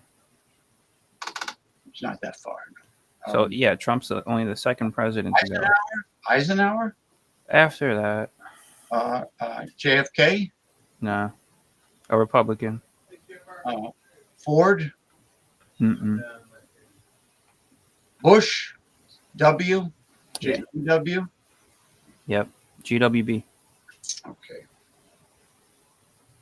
Well, you know, all men are created equal, but what they really meant was all white, wealthy men. Yeah.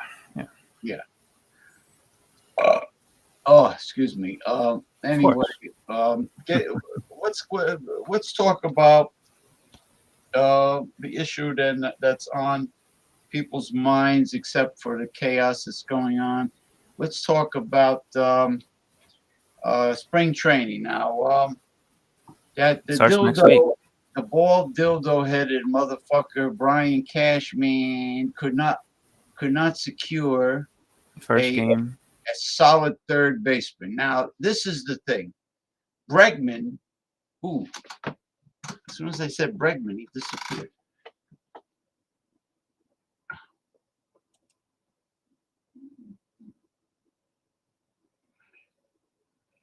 I don't know. He said it was G.W. Bush was the other president. Because a Democrat would be more humble. You know, Tommy Carroll, a Democrat would not want to show off and drive around the Indy 500 track in the limo. You know, the Democrats have humility. What happened to him? Where is he? There he is. Yeah, as soon as I said the dildo-headed no, as soon as I said Alex Bregman, it cut you off. Alex Bregman, who has the agent of Scott Boras, uh, he wants too much money because he's older, and the other guy that's a baseball enthusiast, Corky Caliban, says that he has declined. His performance has declined. Oh, oops. We are having issues here with the internet today. Alex Bregman. Yeah, Alex Bregman is managed by. I mean, his Can agent. you hear me? Yeah, I hear you. Scott Boras Yeah, and I missed what you were saying. What about third base? well, Bregman. Corky was telling me. Let me see if he's around. Corky. Yeah, get Corky in here. Yeah, yeah. Let me get Corky in here. What is he a Yankees or a Mets fan? I think he's a Yankee fan. I'm looking forward to the Mets. He got Yeah, Francisco Lindor leading off, I believe. he can be. Let me just. Juan Soto #2, and We got baseball talk going on. Come in. you got the polar bear, Alonso at #3. On. Oh, Alonso is playing with the Mets. Yeah, they signed him 2 years. Oh. So Alonso and Soto, Oh, and Soto and Lindor, the big three. you got baseball talk going on. Come on. Let me see if you see. Yeah, because Bregman is with the Red Sox now. Where'd he go? What's going on here? No, G.W. Bush. G.W. Bush. You know, Alice, I tried to. I went live on Big O, the Big O app with Paul Anthony Mantia, and it was video. We went live on video, and the bastards don't even save the live stream. Like when you're finished, it's like you're live, you're on, and then you're gone. There's no saving of a pre-recorded show like there is here and on Twitch. That sucks. I'm not going to go live on Big O anymore. There's Clapper, but I just didn't like Clapper for some reason. But I'm going to try to go live with Paul Anthony Mantia, recording artist, celebrity recording artist, clothing designer, songwriter, and journalist on Instagram, because I told him Instagram seems to emphasize videos very much, and they're very high quality videos.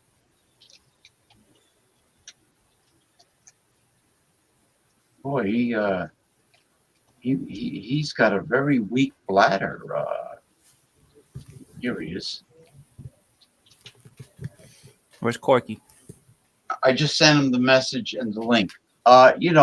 Bregman is no spring chicken. I mean, He's no slouch, right? well, his performance declines.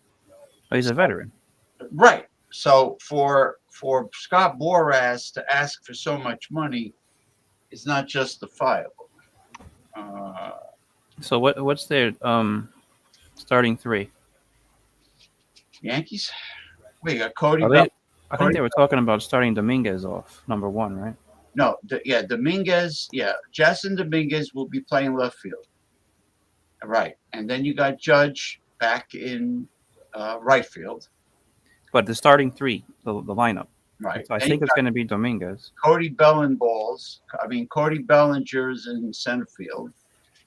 Now, I'm surprised that they signed the old geezer Schmidt-Schlong. What is his name Oh, again? he's good. Goldschmidt. Goldschmidt. He's 37, but he's still productive, right? I think he did pretty good last year. All right, what the hell? Can't I'll condemn give him him. a shot. Give him a shot. And Yeah, how what's old his is name? Stanton? Right? And Chisholm. Chisholm is going back to second base where he Yeah, he might be the youngest guy on the team. because he's originally second baseman. And But so he plays a lot of different positions. When he was on the Marlins, they moved him around a lot. he plays the outfield too, He'll play anything you ask him to play. Now, well, because he's a hard worker. He's He is. he's He from the puts West in the Indies. work. He- Is that where he- he's from? He's from the West Indies. So those people are hard workers. Mhm. They're not afraid to. I know when he was on the Marlins, they moved him from like third base. I think he played first base for a while. And the Marlins are not the Yankees, Now- so they were retooling their team a lot. Now the problem with Yankees third base is they're going to probably settle unless they pull a trade the last minute. They're going to have to settle with Cabrera. Which he's no Cabrera. he what's his name? Oswaldo Oswaldo, yeah. I forgot about him. Cabrera. He's decent. He's no superstar. He's not going to be an Anthony Volpe, but but you never know. The kid from New Jersey, right? The kid from New Jersey, Anthony Volpe. He grew up a Yankees fan. Yeah. Pretty cool story. You know who else grew up a fanatical Yankees fan that wanted to play for the Yankees so bad, but Brian Cashman turned him down is Philadelphia Phillies.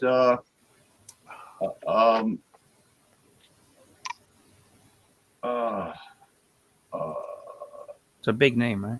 Yeah, the Phillies. Don't mind me. I have had drinking all this wine. How many glasses you had? This is like the fourth. Oh, nice. Oh, the third. Fandango Sunday. Yeah, Joe Fandango. That's it from the Phillies. No. What the hell is his name? We got the Phillies spring training right here in Clearwater. Really? Yeah, it's right down the block from me. Isn't that funny? The Phillies are in Clearwater. Mm-hmm. The Yankees are in St. Petersburg, right? No, the Yankees are in Tampa. Tampa. Yeah, Steinbrenner Field is in Tampa, right across the street from Tampa Airport. And what's funny is Bryce Harper. Bryce Harper. Bryce Harper Harper. really wanted. He was a phenom, a young phenom. He was He's a Yankees fan. Yeah, he wanted to play for the Yankees. And Where did he grow up? In Jersey? No. In the Northeast somewhere? Or? When he came from the minor leagues, he was a mega performer. Oh yeah, he's a great player. He started out on the Nationals, did great there. I think they won a World Series, and then he got traded to. Soto. I think Soto was his teammate, wasn't he? I think he Soto has, was. They won in 2019. Soto has a World Series ring. Soto does from 2019 with the Nats. Then Soto got traded to San Diego. Wait a minute. Bryce Harper has a World Series ring with the Nationals. Yeah, yeah. I didn't I think the same year that Soto was there. know that. And then he went to the Philadelphia. And Juan Soto's Washington Nationals batting coach is on the Yankees. I believe he's working for the Yankees now. And now Soto's not even there. Soto's not even there, but Soto's already groomed to be Yeah. be who he is. You know, now he's going to be on Meet the Mets. Meet the Mets. So this Friday, you got at Steinbrenner Field, Yankees versus Rays Mhm. for dibs of the stadium, because the Rays are going to be playing there this year. Mhm. So the Yankees got their spring training, then they go up to the Bronx. The Rays have their spring training down here in Port Charlotte. Okay, But I think it's very nice of Hal Steinbrenner I think it is too. They didn't have to do that. to be magnanimous enough. There's some people out there saying they did it for the money. Come on, the Yankees don't need the money. That's stupid. I think they're getting paid like $15 million. Yeah, but I think it's just a nice thing to do. Yeah, it really. I mean, for to do that for your league rival, they're league rivals. It's not. It's not the Rays' fault that happened. Hmm. Really. Natural disaster, right? No, it's not. But the Yankees didn't have to do that.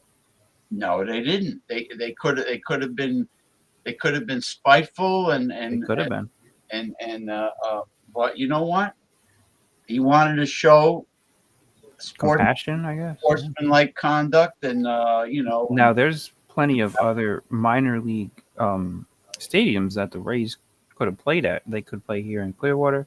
They got the town right next to Clearwater is called Dunedin. The Blue Jays play there.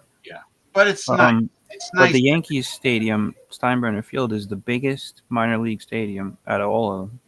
So it's the most that could look like a major league stadium. Right, and plus it's in Tampa. It's in Tampa, right? Yeah, it only makes sense. I mean, I would have welcomed them with open arms too. I mean, instead of being an asshole. Hey, Bart Robinson, I haven't seen you in a long time. How Hey, you what's up, doing? Art?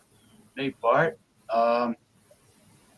Southwestern New Jersey. But I've heard there's people are saying that the Yankees are only doing it for the money, because the Rays are paying them like $15 million.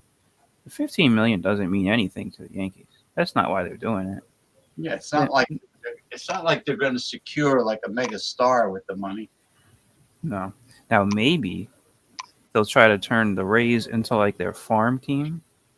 Like back in the old days, the Yankees did that with the Philadelphia A's. Do you know that story? Philadelphia Athletics. Yeah. Any time that the A's got a good player up and coming, they would trade him to the Yankees because they had a working relationship, the two owners. So the A's were like a farm team for the Yankees. And then people caught on to it. So Connie McGillicuddy was the owner of the Philadelphia. No, was it Connie Mack Stadium? Connie Mack, yeah. Yeah, Connie McGillicuddy was his name, and then they named Connie Mack Stadium after him. And then it was originally Schreibe Field. Schreibe Field, right? Yeah. And then it became Connie Mack, because he's egomaniacal, I guess. They could have kept Schreibe Field like Fenway Park remained. Don't even get into it. They could have kept Yankee Stadium too. There's so many of these stadiums they just got rid of. Because like Wrigley Field, it's nostalgic. It's historic. You only have Wrigley Field and Fenway now. There's only two of them. It's a historic landmark. 1912 is when Fenway Park was built. 1912. What's Wrigley? A little bit later, maybe a couple of years later. Like 1916 or something like that. Something like that. And you know what? And then Yankee Stadium was 1921. Yeah. Well, look, the White Sox had the old Comiskey Park. Why Comiskey couldn't Park. they? There's all of them. All of them. Yeah, why did they have to It's spend terrible. money and build it? You know, if I was the city, I would say, hey, you know, th- screw it, play here. Like like the Chicago Bears have Soldier Field. Imagine if they kept Ebbets Field in Brooklyn. Yeah, what about? Yeah, you're Imagine right. that Ebbets in Field. in Flatbush. It was a shit The neighborhood. Lord of Flatbush It was a turned movie. into a. I think it's still a shit neighborhood. No, Flatbush is a shithole. Even with the gentrification and all that. There's gentrification Oh, there. yeah, That's I I know. I heard don't know. I know in Brooklyn in I general heard there is. crime. It's very West Indies, Yeah, uh, yeah. Flatbush, and the Lords of Flatbush, Flatbush, But look at and City Field is in Flushing. It's um that's I think it's Koreatown over there, right? Korea it is. China. That's the biggest Chinatown in the country, I think. Flushing, Is it? I thought it huge, was Koreans. no, huge Asian. I know it's Most Asian. That's what I'm saying. I don't think no, it's all Chinese though. Korea's by me. Palisade Park, New Jersey. This whole area, Fort Lee, it's very high. Now in Korean. the '60s, when Shea Stadium was first built, when it first opened, how was the neighborhood at that time? Do you remember? Well, That's where the World's Fair was. I don't know about the neighborhood. I hear it. It really sucks now, but it's not like horrible. I mean, No, no, it's not horrible. It's better not than the South Bronx. it's not a high crime ghetto or anything like that. It's just all Asian. It's all Asian.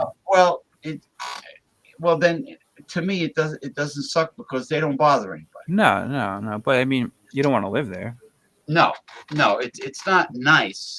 It's not a nice area, but And the whole area around City Field itself, it's like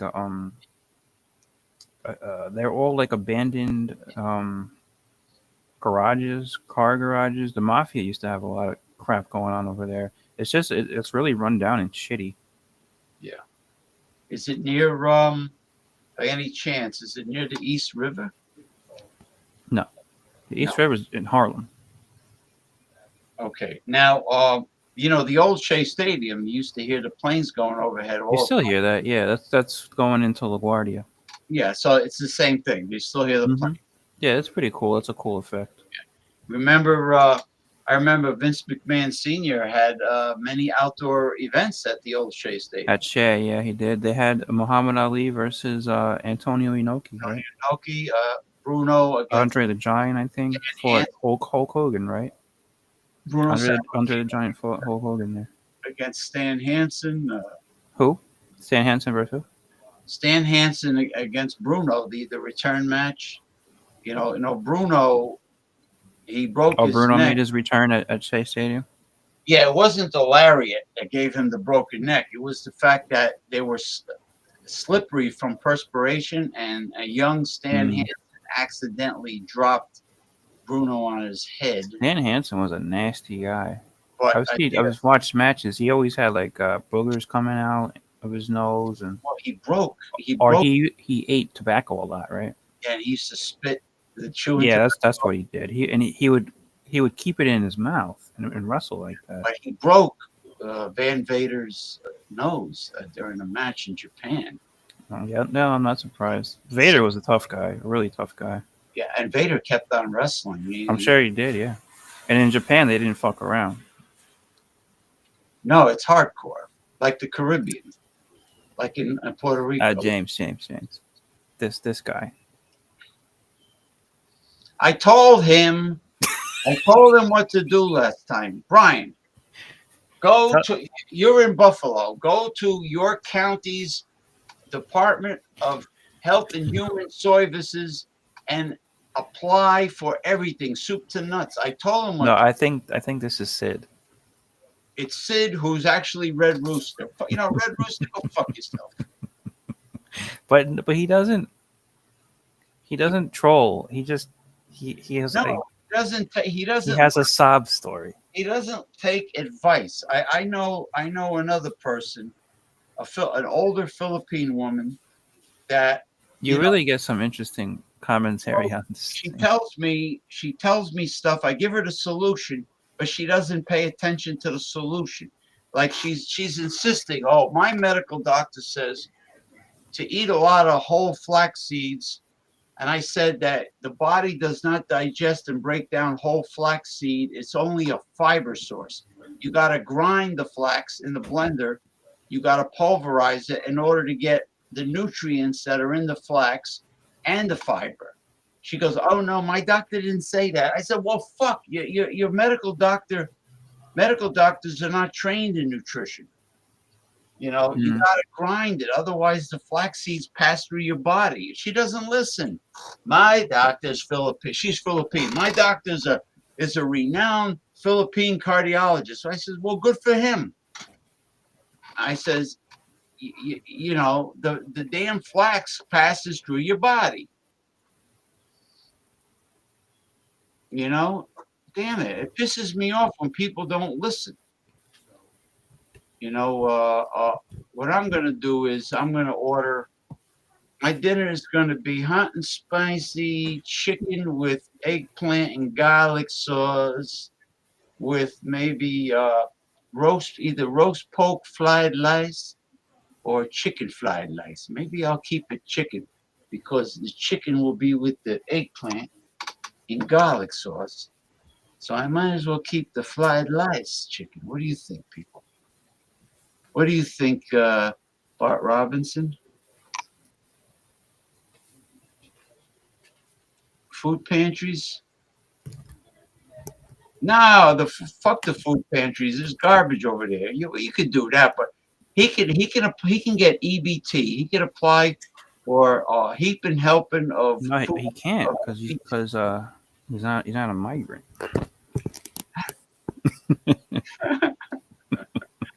Shamrock, the Shamrock Shake. So he's going from Oh, being that's at McDonald's. wait, He's going talking from about McDonald's. yeah, but he goes from being homeless and destitute to a Shamrock Shake. No, he said he works at McDonald's. Oh, he They have does. the Shamrock Shake at Oh, McDonald's. okay, I'm sorry. Where is he from? He's from Buffalo. Where am I from? New Jersey. Supposedly. Um, James. Who? My accent? I'm from northeastern New Jersey, right by the Hudson River. Yeah. Day, third, day. And He's- James And, is old school, right? and he's from, Ronnie's originally from Long Island, now residing in Clearwater, Florida. So, Linda McMahon is nominated for Secretary of Education.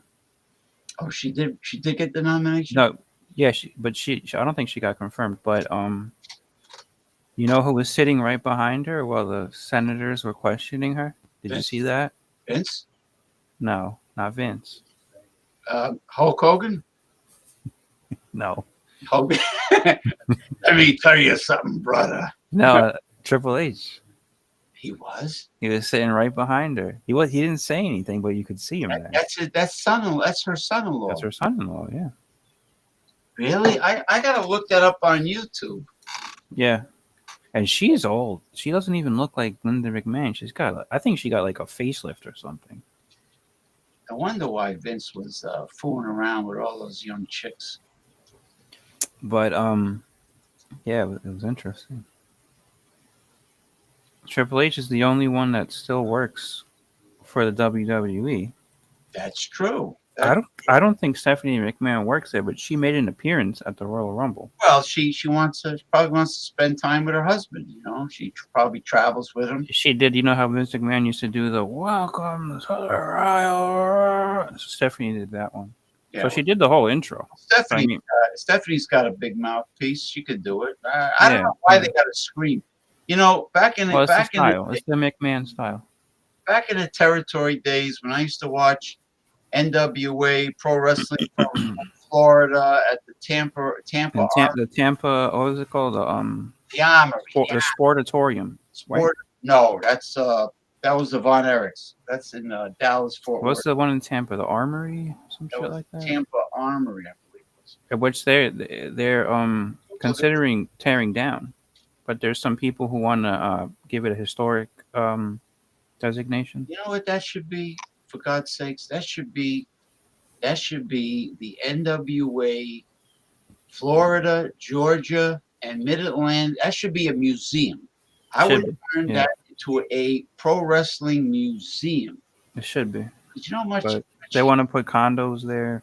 you know how much they could put condos somewhere else. You know how much history is in that place. They don't care. They don't care. Dusty Rhodes became the American Dream. His start Mm-hmm. was born there. But the building's all boarded up now. It's like dilapidated. It's horrible. Yeah. And just like the Olympic Auditorium, well, that's a. I heard that's now a Korean church now. The Olympic In Atlanta. Los Angeles, Gene LaBelle's territory, NWA, L.A. Mm. That was Gene LaBelle, and that's where Jimmy Lennon was the announcer. And now here,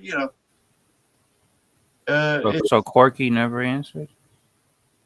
no, Corky never even looked at it. What's up with that guy? I don't know. Maybe he's got cork. He jumped ship from the chat group, and Maybe he's got cork between his ears. No, he didn't even look at it. He didn't even look at his. he doesn't care. Hold on, I'll get his attention. I'll fake call him and then hang up.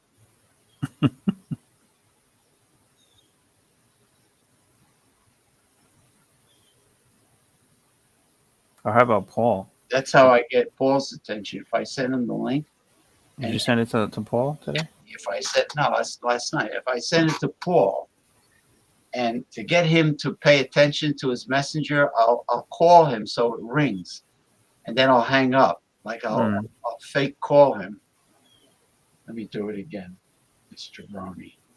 So yeah, so the history in that place. Oh my God! But I heard it wasn't air conditioned when they had the No. TV tape. A lot of places in Florida didn't have air conditioning back then. Yeah. Well, anyway, getting back to wrestling in Florida, Gordon Soley was very mild mannered and soft spoken. Gordon Soley's not from Florida. He was from Mid-South, right? Georgia area. He might have been. I don't think he was in Florida. Dusty Rhodes was Florida. I heard he used to drink a lot, Gordon Soley, but That's what they say about Gene Okerlund too. yeah, they do.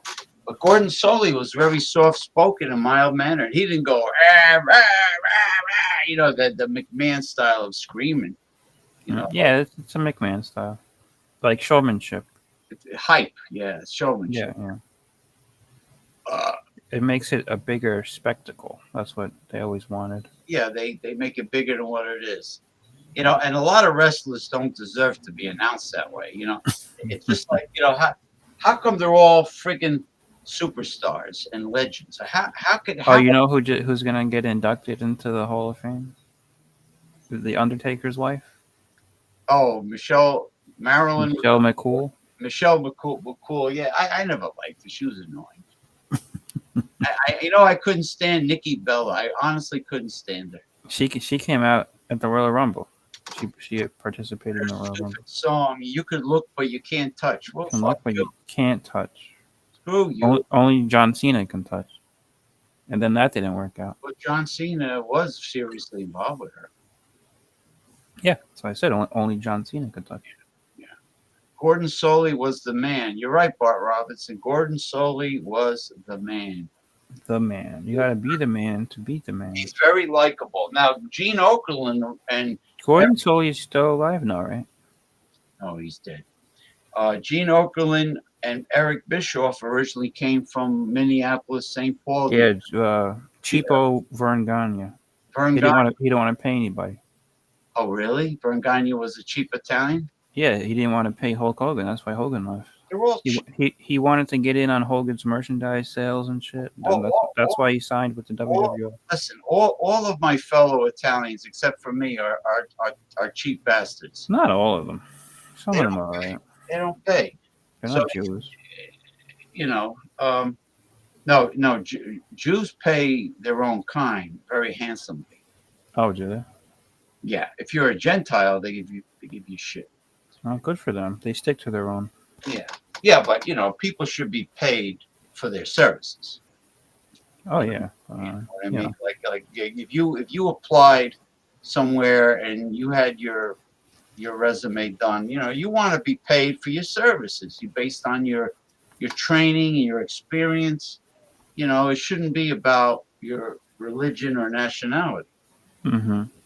But yeah, there were AWA people. Actually, Gene Okerlund, like many AWA people, left to work for McMahon Senior because McMahon Senior paid That's what them, I'm saying. Gagne didn't want to pay anybody, paid them. and Bischoff, he was there in the later years. He came later. Bischoff was just like a salesman. He was an announcer, right? Well, no, before he was an announcer, he was just a salesman that kept nagging Vern Gagne. Oh, I want to be an announcer. Please give me a chance. Please. He kept on nagging him and bugging him and pestering. Finally, they let him do it.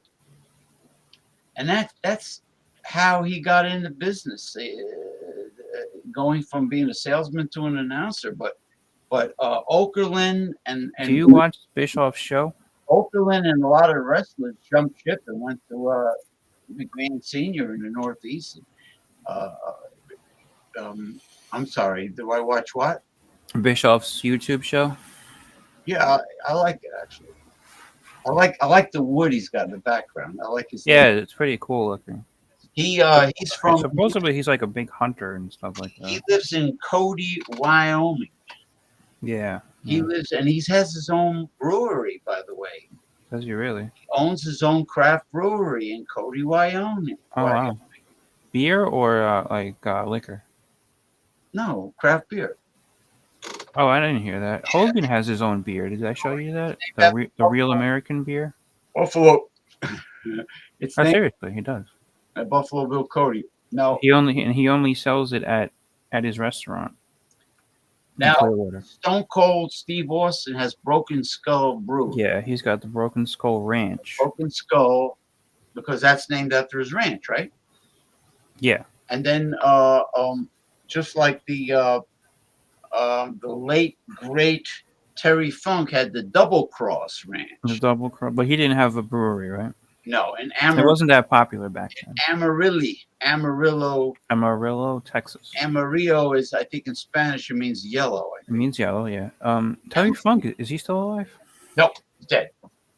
Dory's alive. Okay. His older brother, believe it or not, Dory Funk There's Dory Funk Jr., right?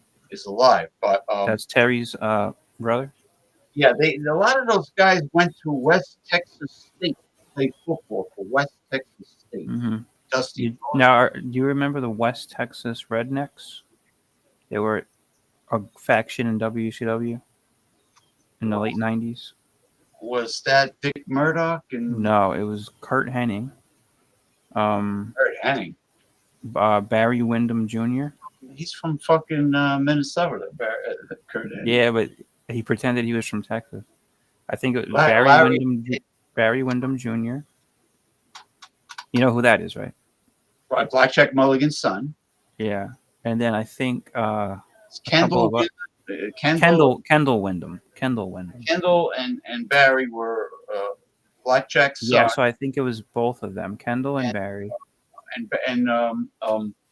Kurt Hennig's father was Larry the Axe Hennig. The Axe. Yeah. From Minnesota. But in WCW, they were a faction, the West Texas Rednecks, and they used to sing, and they put out a song called "Rap Is Crap." Really? Mm-hmm. Really? And they were feuding with Conan, Rey Mysterio Jr., and a couple of other. I think they were all Mexican guys, and they used to rap because Conan put out a rap album at the time, and so in WCW they used to play the rap album, and then Kurt Hennig got annoyed about it, and he created a country music song called "Rap Is Crap," and they toured the country when they weren't wrestling, and they would sing the song together. That was probably reggaeton if it was coming from Conan. No, that was regular rap. Regular rap. Regular rap. I remember it. I was a kid at the time. Yeah, forget about Corky. Stick a forky in Corky. He's done. Now, what does the Corky mean? Is that his wrestling name? No, that can't be his real name. No human being names their son Corky. Is his gimmick name? It's so rainy out. Shit. No, Raining over there? It's like off and on over here. yeah, it's an icy rain, and you know what? That's gonna be bad for commuters tomorrow morning. Oh, what do you care? The temperatures, it's going to be below freezing. I'm But- glad I'm not there. Yeah, so you know, the thing. Look, there was good points and bad points about the territory.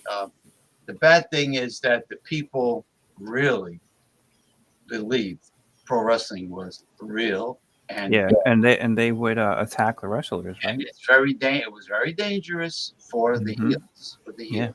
They would try to stab them and shit. Oh, Crazy. yeah. Oh yeah. Are you gonna refill the wine? No, I've Are you had done? my body is telling me that's it. Well, I'm gonna refill the beer. I'll be right back. Okay. Corky Caliban, where the hell are you, Corky? Hi, Corky. Hey, jabroni. Anyway, I didn't expect to go this long. I normally don't go this long.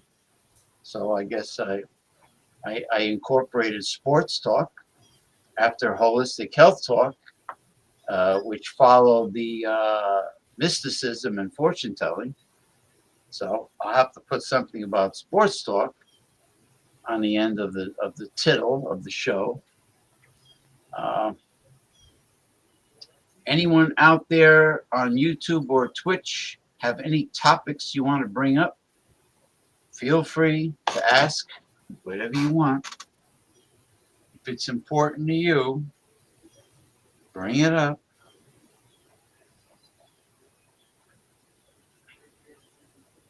What's this here? NASCAR fans accuse Donald Trump of ruining Daytona 500.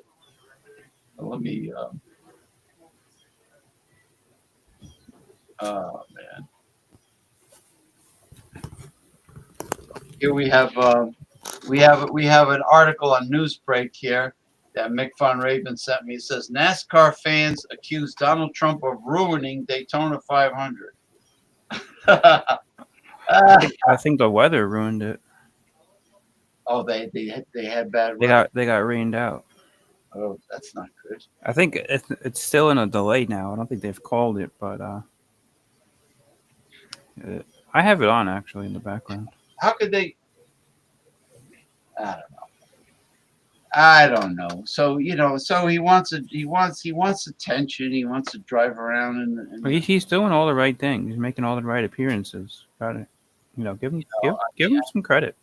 I mean, the thing that is a nightmare is that he wants to destroy many government agencies and fund. The thing that's a nightmare, which I don't know if he's serious about, is A lot the of stuff of taking over Gaza.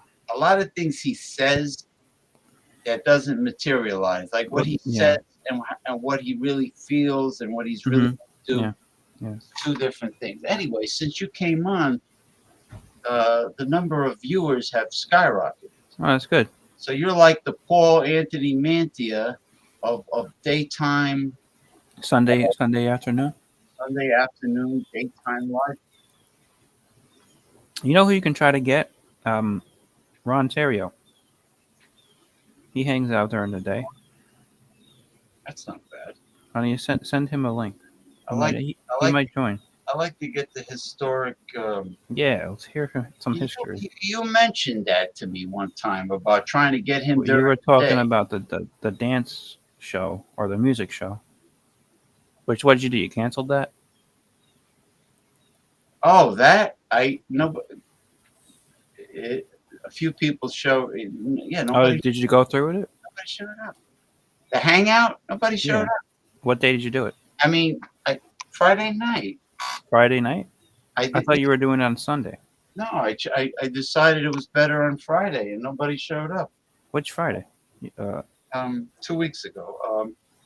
I Huh. mean, Daryl Messias and his wife showed up, who's oh, that's nice. Magnificent Mama or Typing or they joined in? type. No, he came on. He came on to talk to me for the first time. This is off air, right? Yeah, well, it has to be because of copyright. Oh, that's cool. Well, you didn't send me a link? I sent you a link, but you weren't around. I don't always get the links, I don't think. It doesn't always work with you. Well, is it better that you get the links through text or through email? What is the most reliable? I would say the Facebook Messenger, but I know sometimes it doesn't work.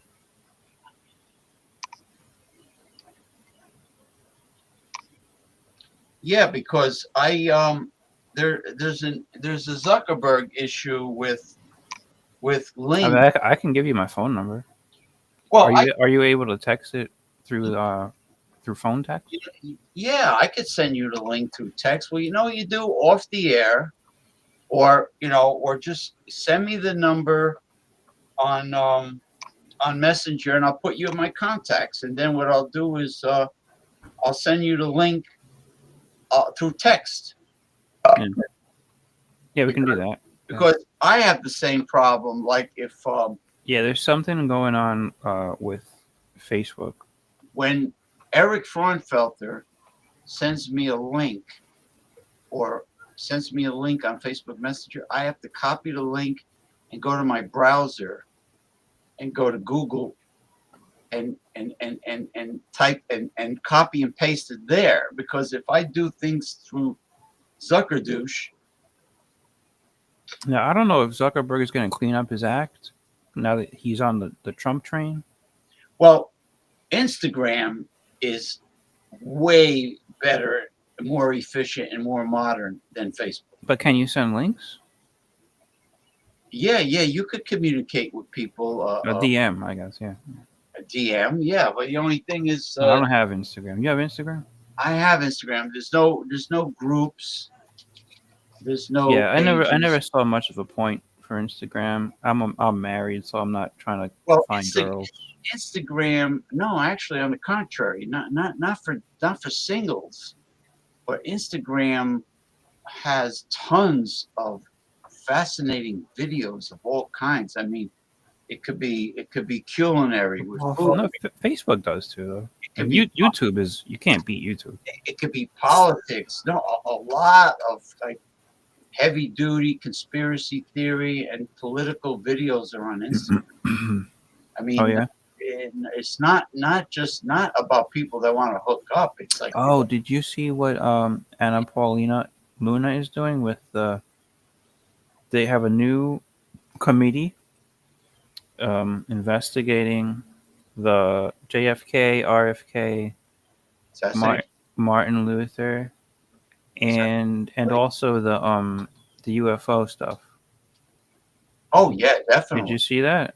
I didn't know she was.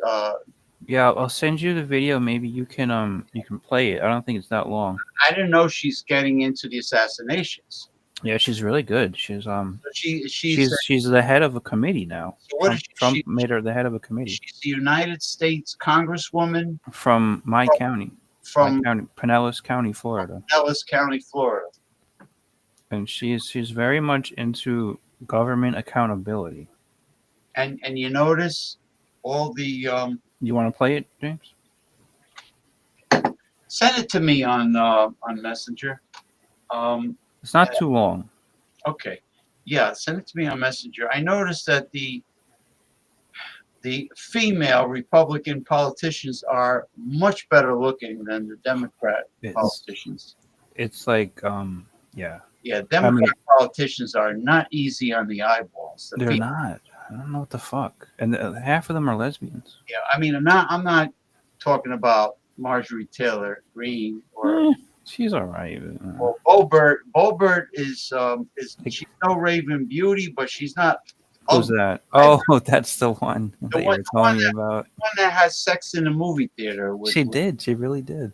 Yeah, she would give him a hand job or a blow job or I think she was giving him a hand job. She was giving him a hand job. Squeaky, squeaky, squeaky, squeaky, squeaky. But she's very popular too, but not as much as Anna Paulina Luna. All right, let me bring up Messenger so I can capture this. Yeah, this one's only a minute long. It's, quick thing. Yeah, well, of course she's Latina. She's Mexican. Yeah, I think she's the first Mexican American congresswoman. So she's not Caribbean Latina from Florida. No, she's Mexican Latina from Florida. She's not from Miami. She's from up north, Pensacola area. Panhandle. Yeah. Yeah, Pensacola is in a panhandle. Yeah, you got the Cubans down south.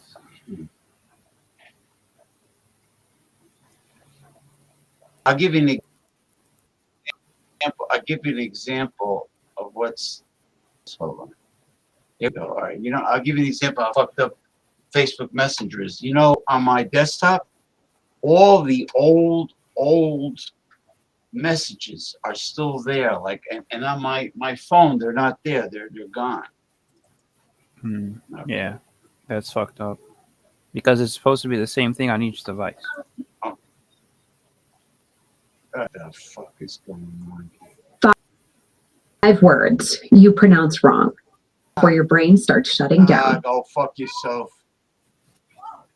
Is that the AI? Go fuck yourself. Dementia is now known as type 3 diabetes, according to you son of a bitch. Oh, look at her. She's got full, juicy lips. Yeah. Yeah. Very succulent. Very succulent young lady. Okay. I'll send you another one. Too. No, I got it. Yeah, as long as it's not too long. I like the nice little suit too, right? Yeah. Suit she wears. Yeah. You gotta press play. Yeah, I know. I'm just going to the right page. This task force, what are you hoping to uncover as far as UAPs that you have not already heard from other people? the biggest information problems that we've had with UAPs is the amount of stonewalling, stovepiping, and also it seems that there is Stonepiping. Stovepiping. Oh, I had to What is that? That sounds pretty good. Stonewalling and stonepiping. Stovepiping. You know what UAPs are, right? That's what they call the UFOs now.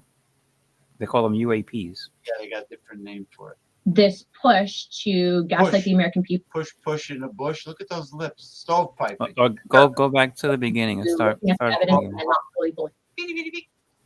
Stonewalling and stonepiping. Oh, hold on.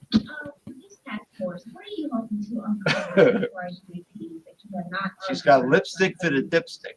The biggest information problems that we've had with UAPs is the amount of stonewalling, stovepiping, and also it seems that there is this push to gaslight the American people into looking at the evidence and then not fully believing it.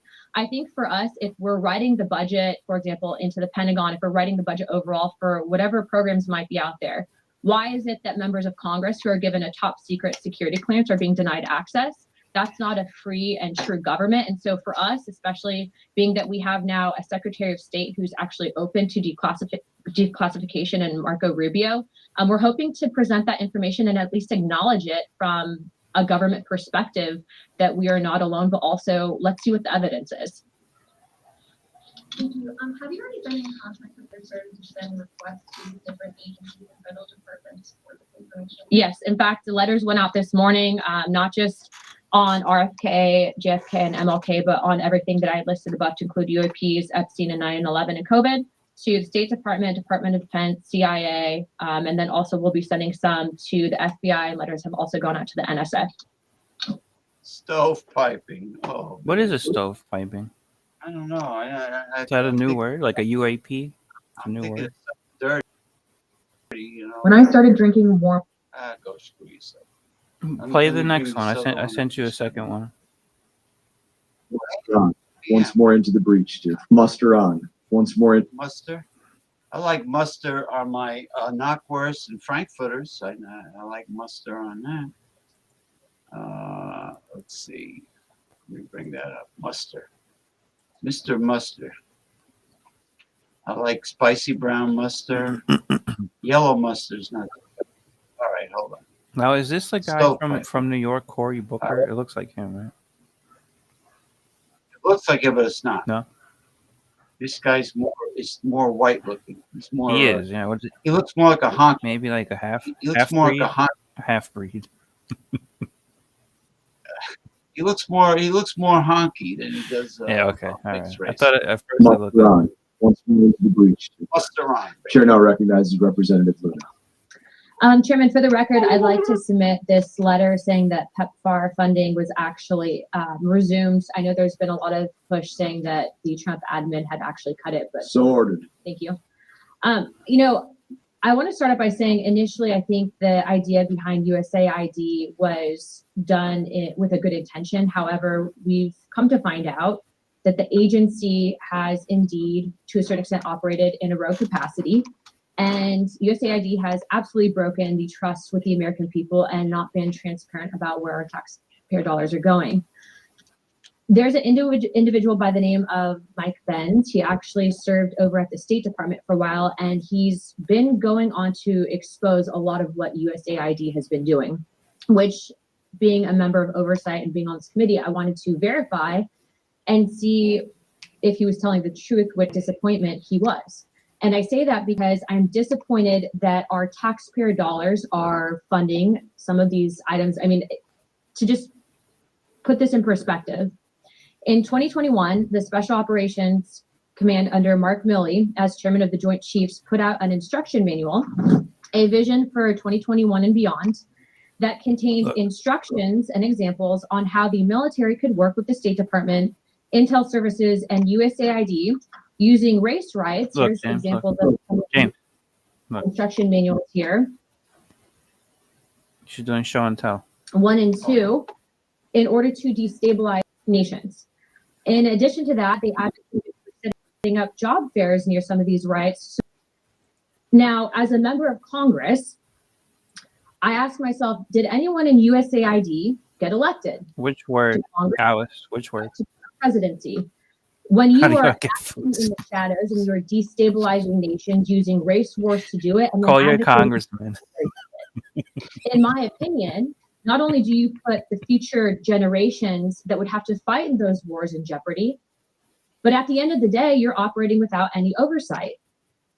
So I guess the question for you guys is, Mr. Natsios, is that something that you were aware of? Are you aware that that instruction manual is being promoted not just with the military under Milley, but that USAID may be operating in this capacity? Because in my opinion, and I'm sure I speak on behalf of many of my constituents, I don't think that's where our taxpayer dollars need to be going.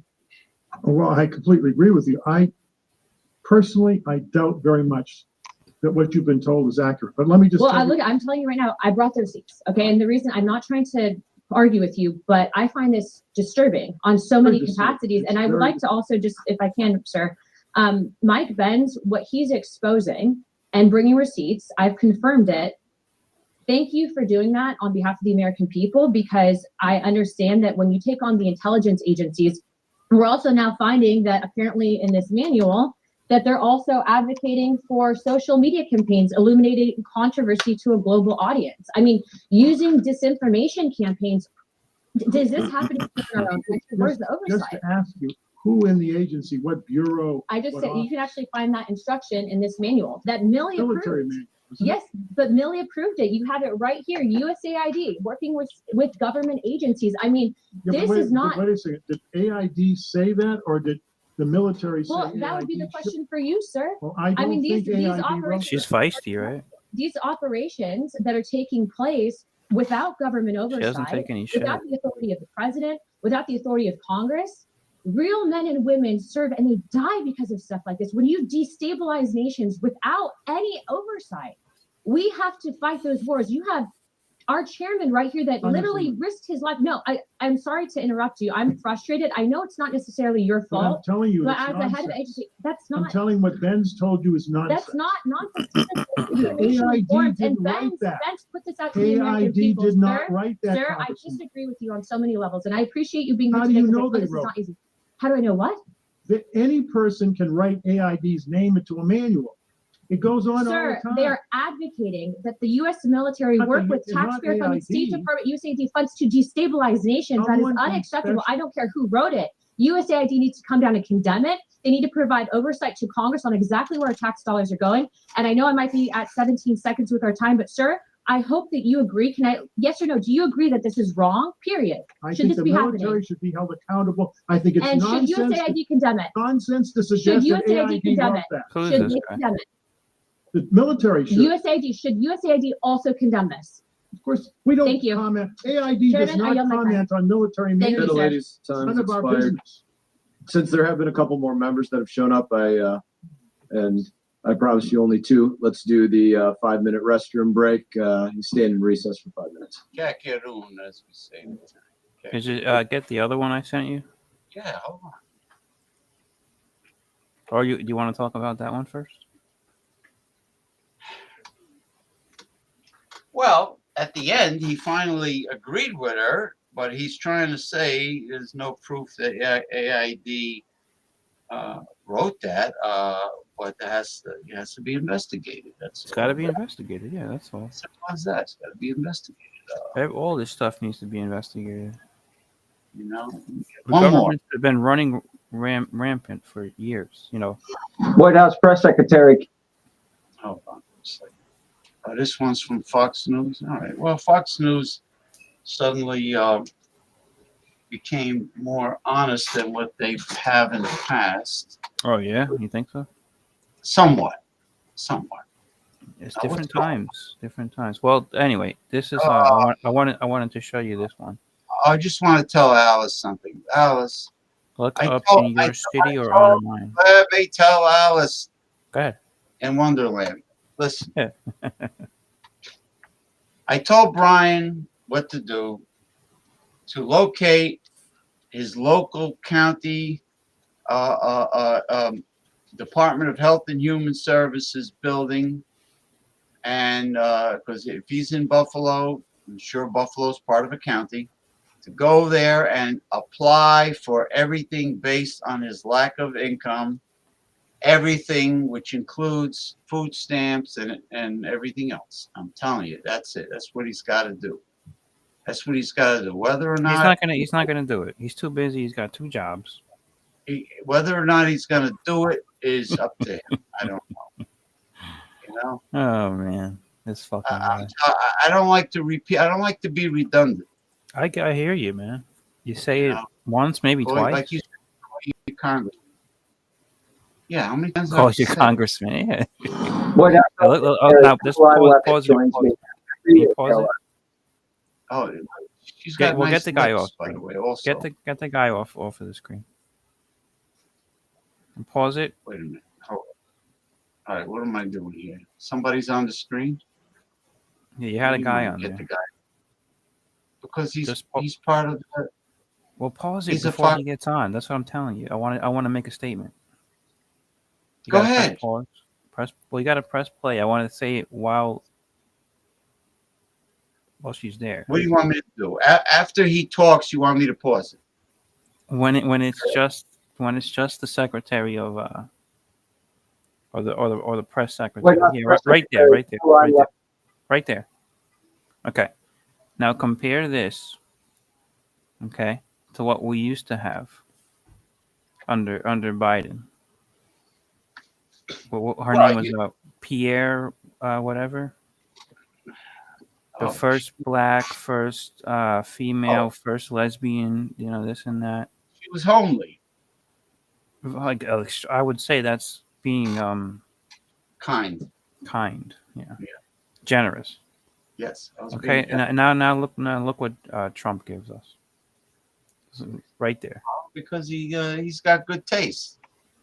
Now, whether or Now, not now you, Whether or not they're qualified, they look good, but whether or not they're No, but qualified. she is qualified. Listen, okay, so listen. Let's see what she says. Instead of Dodge, they should call it douche. It's Doge. Doge. Doge. The Los Angeles Dodgers. Levitt joins me now. How are you, Caroline? I'm doing very well, Jesse. Thanks for having me. Of course. So Obama knew about the retirement cave, spent She has very succulent lips Mm-hmm. and dimples too. And Yeah. and cheeks. She has very angelic cheeks. You wouldn't say that about the other one. No. All right, hold on. millions to try to computerize America's workforce retirement paperwork failed. Does President Trump promise we're going to shut this cave down?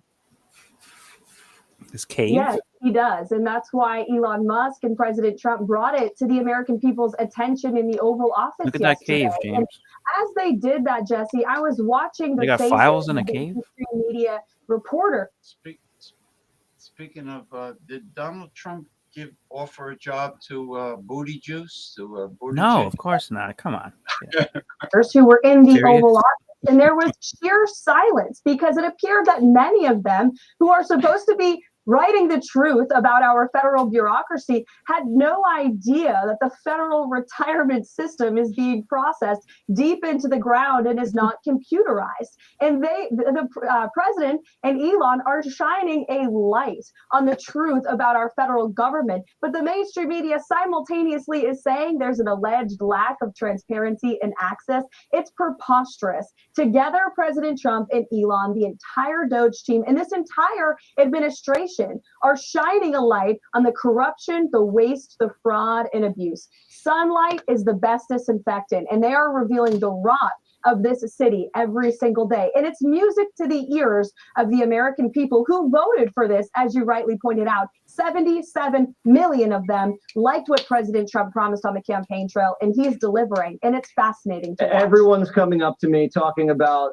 these ridiculous items. The Guatemalan. Why do they have files in a cave? Terrorist tuition. Why do they have Terrorist tuition. Why do they have files in a cave? Very interesting question. This is really interesting. I am mesmerized by her glossy lips right I now. know. Oh my God. It's very hard for me to concentrate on the files, you know. Mm-hmm.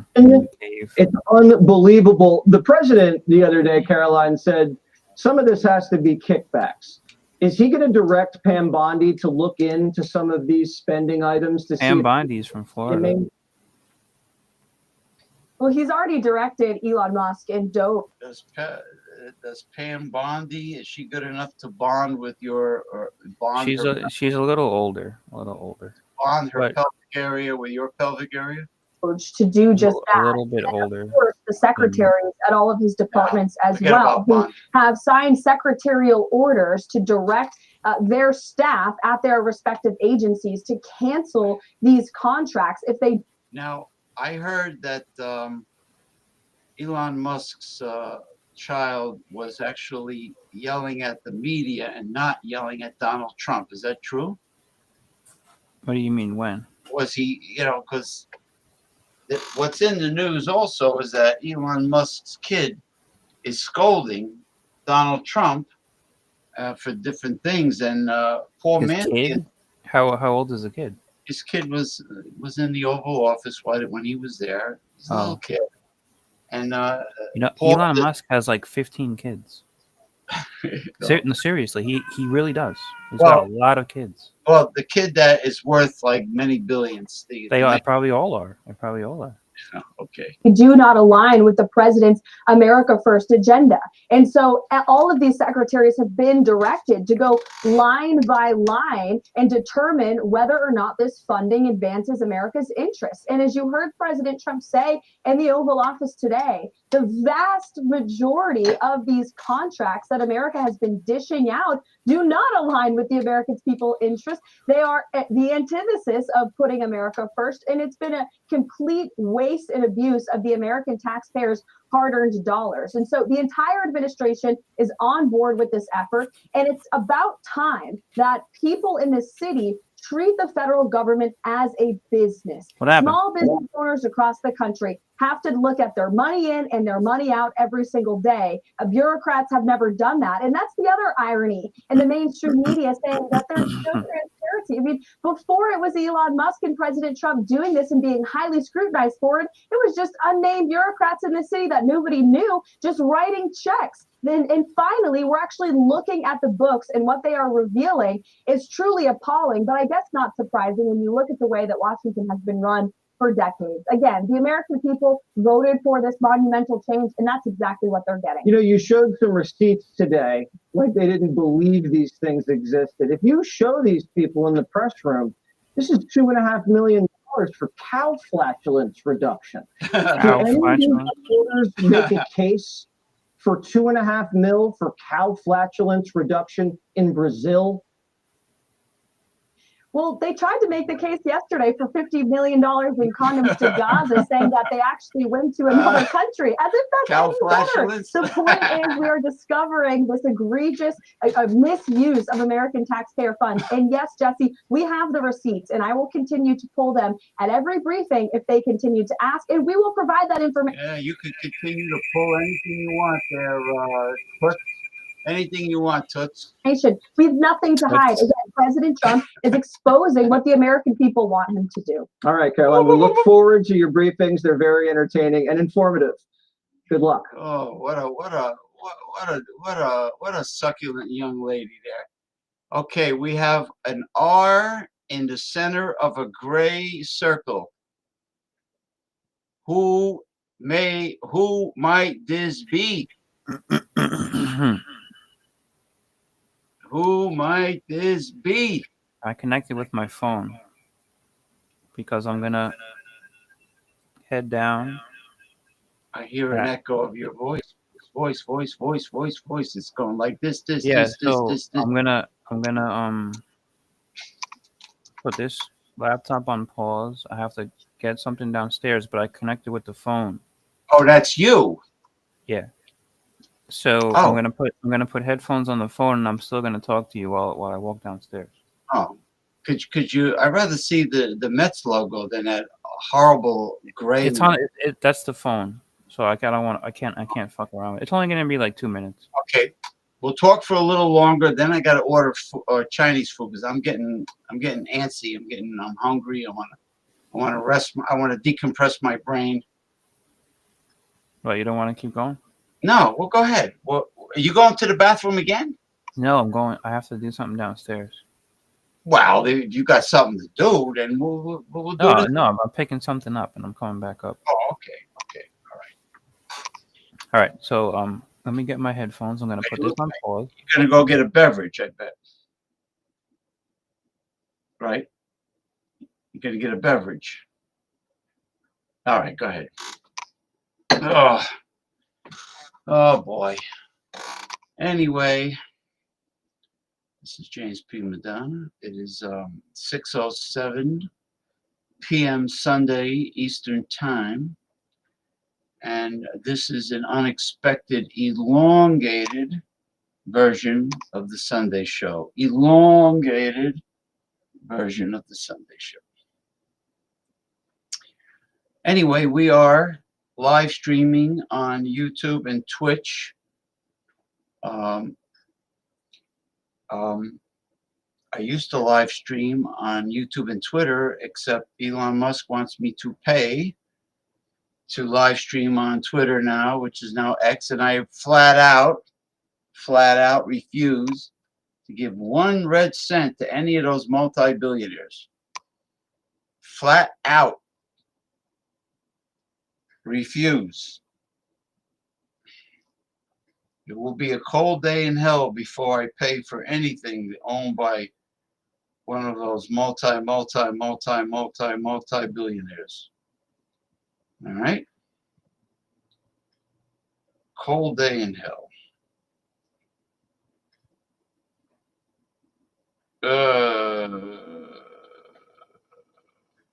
Yeah, it's true. Gabriel Salaya, where the fuck are you? Oh. All right. Well,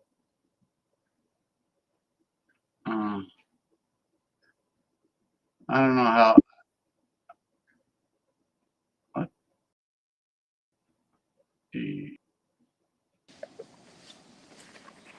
Let me get rid of the others. There's too many of yous over here. It's getting on my nerves. It's getting on my nerves. Can you hear me? Getting on my nerves. Yeah, I hear you. The two of yous. Can you hear me? Huh? Yeah, which one are you? All right. Just leave it, because I'm going to be back on the other one in a minute. What the fuck's going on? Gabriel Salaya, well, he's sending me a message. Where the hell are you, Gabriel Salaya? Why do people, when I'm online, when I'm live streaming, why do people send me private messages when they can come over here on yeah, YouTube chat and communicate with me while I'm live streaming? Why are they communicating with me privately? It annoys me. Grab the bull by the corns. Grab the bull by the corns, like Archie Bunker used to say, and come on the show, or at least come on the commentary section. You know?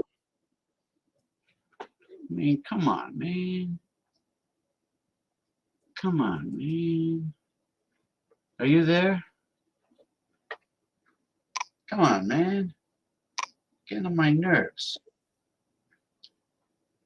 Oh, come on, man. What's going on? Bleep, bleep. He's there, he's here, he's there. He's there, he's here. What's going on? Come on, man.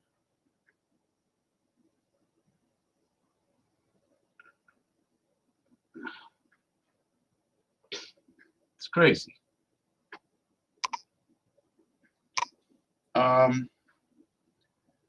It says here,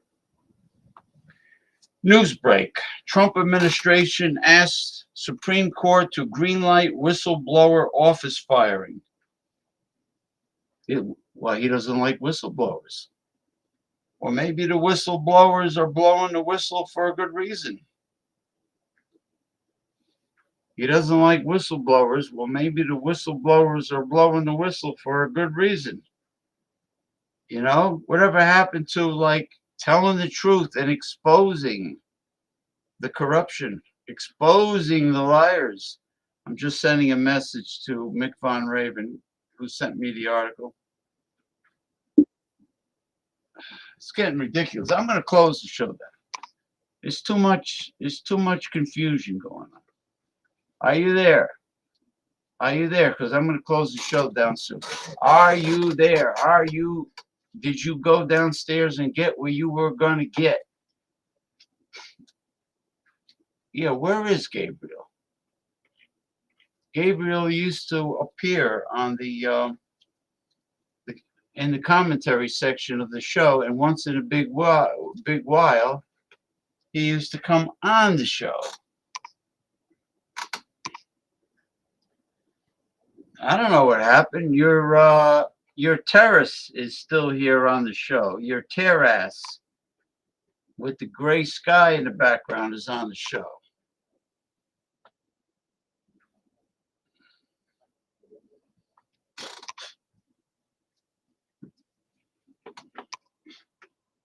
I just sent a message to the gentleman that was with me, Mr. Ronnie Simpson. Ugh. Okay. Okay, return now. We've been having very strange internet occurrences today. If you're occupied, I'll just close the show because it's been almost 3 hours since I started at 3 p.m.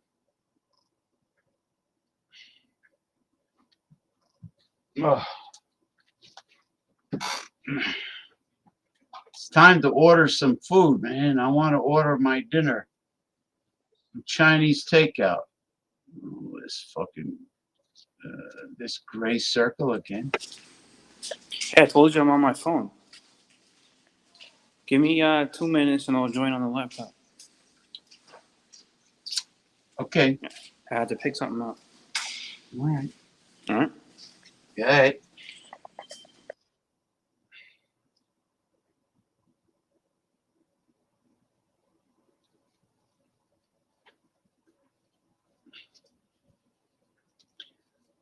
I got a good question for him when he comes back.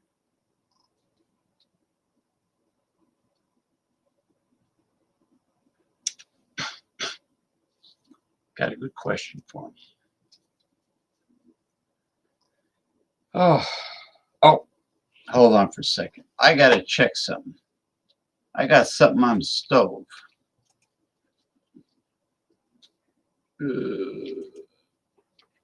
Hold on. I got to check something. I got something on the stove.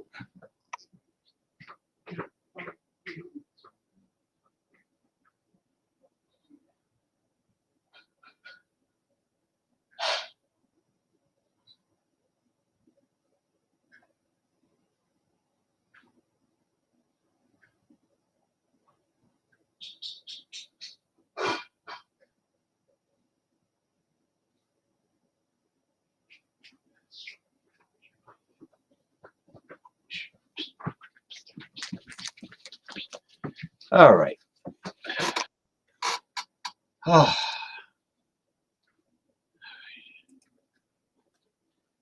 Okay. Where's your audio?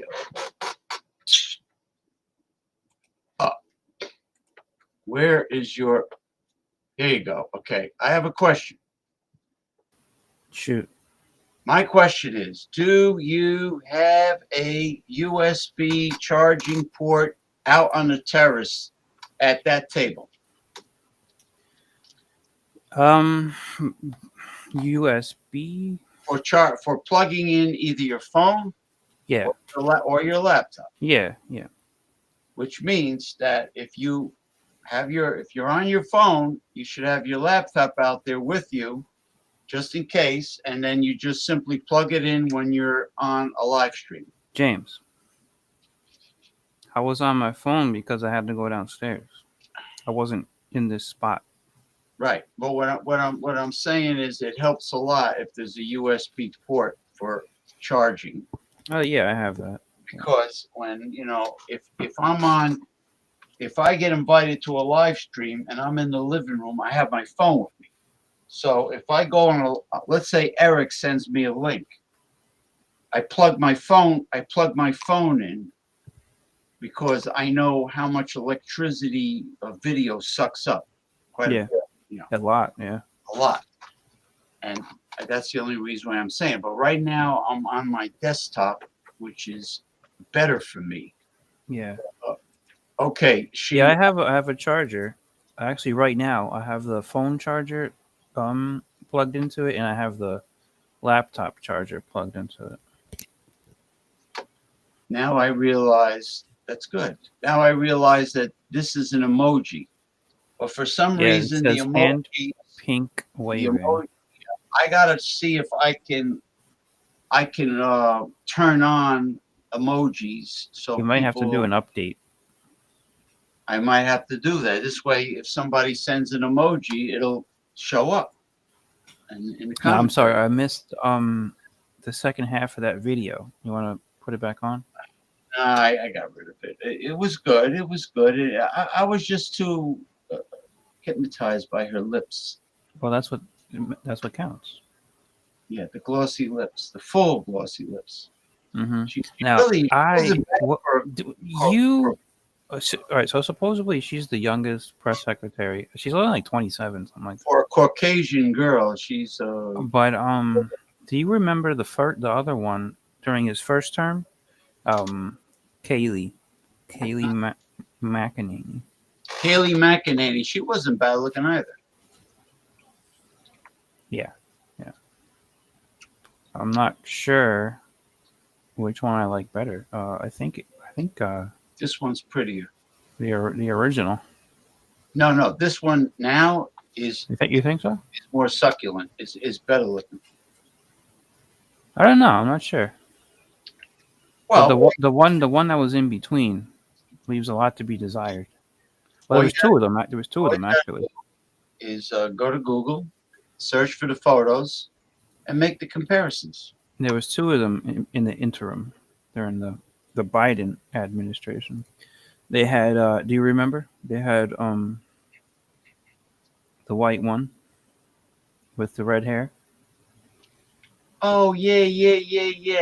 She's yeah. She had She red didn't. hair and She very. didn't last very long. She didn't last long, but she was good looking. She was too white and too straight. Wow. She was. No, That's how.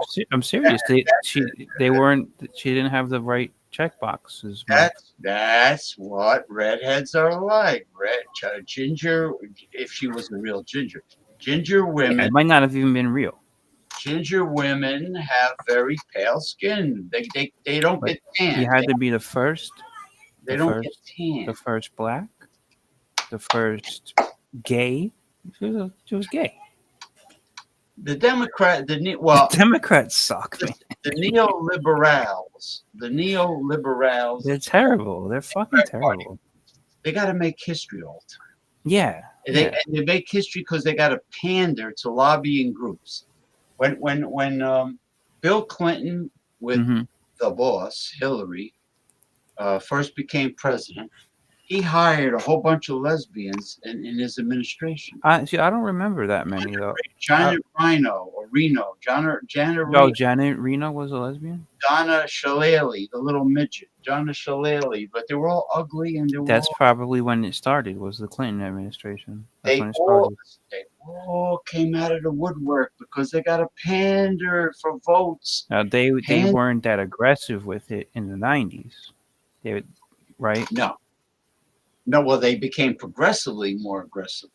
More and more, right? Okay, You know, that makes sense. That makes sense. You know, what I don't like are these extremists that want an all-gender public restroom. Well, they don't. I think that's not allowed anymore. Trump outlawed it. It's nothing but trouble with a capital T for trouble. Trump signed an executive order on that, I believe. That is nothing but trouble. Brother Von Raven. Brother Raven? What does he got to say? Brother Von Raven, you want to come back? I'm here with the one and only Ronnie Simpson in Clearwater, Florida. Let's see what he says. He doesn't like me, right? No, you know who he really doesn't like? The Commodore, Jeff Zambello, because Jeff refers to Donald Trump as the beloved one, his beloved Donald Trump. I don't have any problem with Mick. He's fine with me. I don't know. I just did a show with him. Yeah, he's We did a whole. I don't hold grudges. I don't fight about political stuff. A whole thing. We did a whole. How is the Commodore doing? Is he all right? You know, I meant to. I haven't asked him how his wife is doing with the cancer treatments. Yeah, that's tough, man. Yeah, his wife had to undergo chemotherapy. I gotta. That might have to do with his depression, right? Well, he does have issues. Is that why he's so into the working out? I think helps his mental state.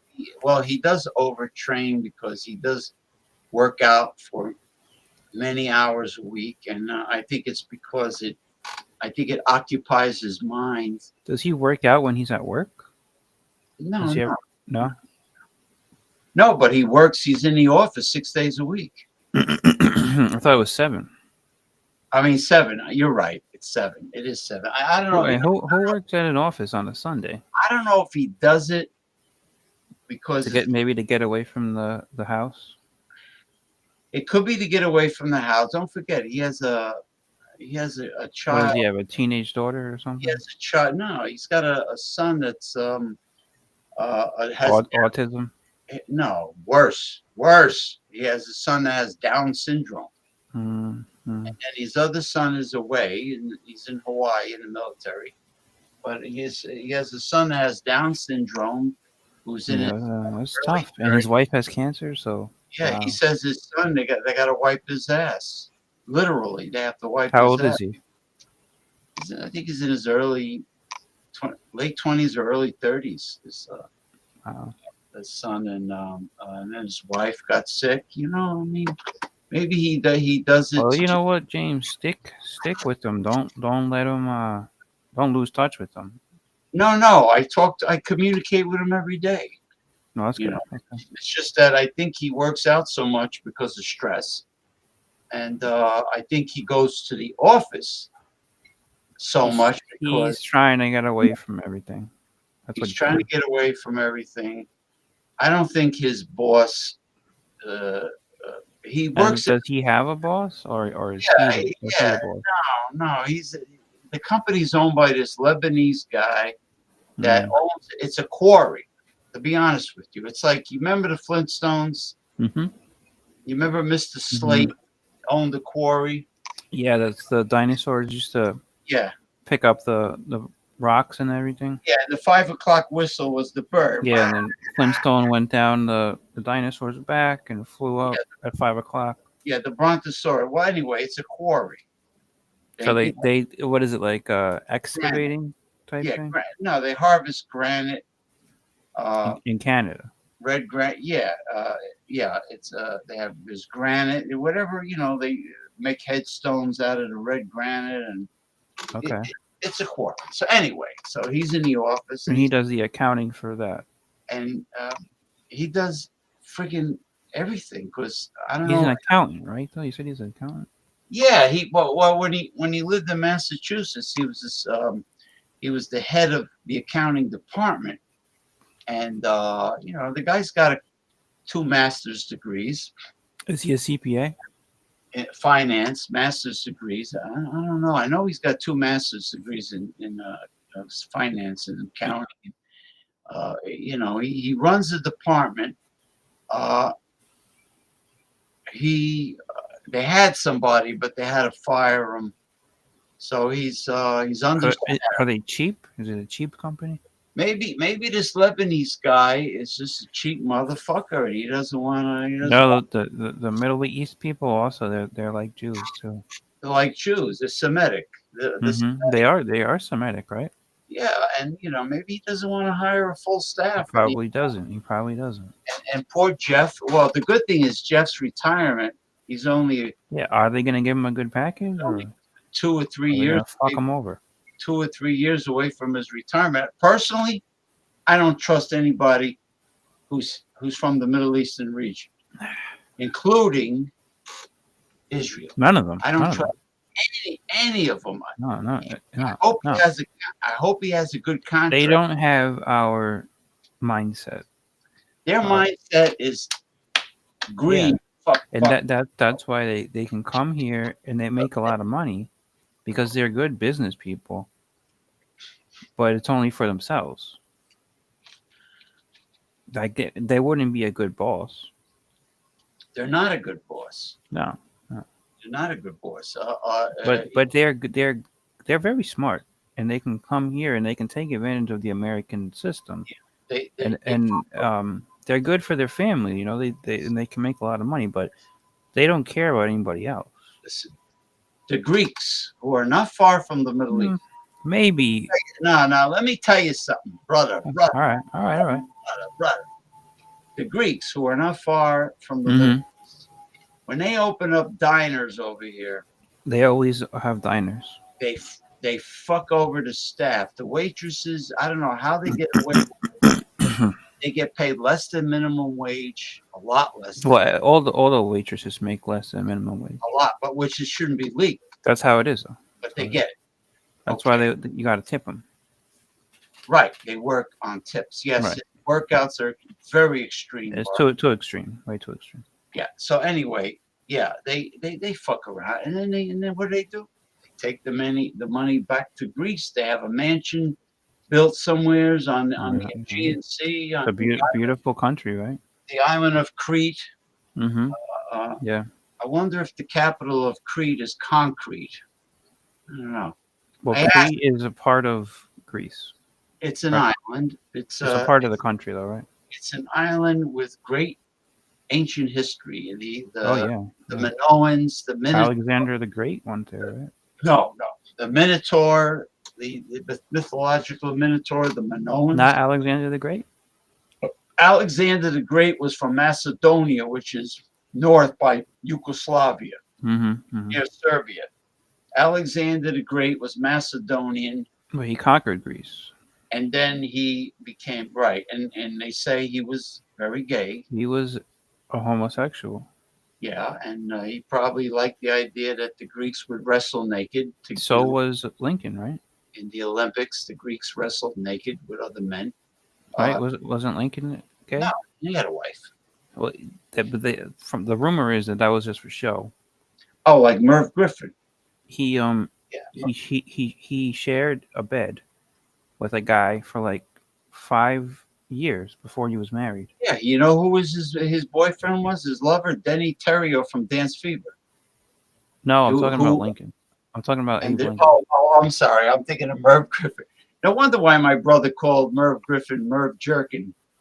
Yeah. No, I'm talking about Lincoln was gay. So Lincoln. It's very likely. We don't know exactly if he was, but it's likely. So he might have had a fake marriage, Yes. like Yeah. like when Merv Griffin was married to Zsa Zsa Gabor, it was a fake staged marriage. Or like that mayor of New York, Beam. No, not Beam. Koch, right? Yeah, Ed Koch kept he was never seen with But a he woman. eventually came out of the closet in like 2000 or something, He right? was never seen with a woman, and also But he wouldn't admit it. also New Jersey Governor Jim McGreevey had a fake marriage to a woman, and he was gay, and he came out of the What closet. year was that? I don't know, man. The name doesn't ring a bell to me. Jim Was it a McGreevey, while ago? he was actually a good governor. Democrat? He did a lot of good, but he had a fake marriage to a woman, and they kicked him out. So he's a fraud. He's a fraud. Well, he came out of the closet.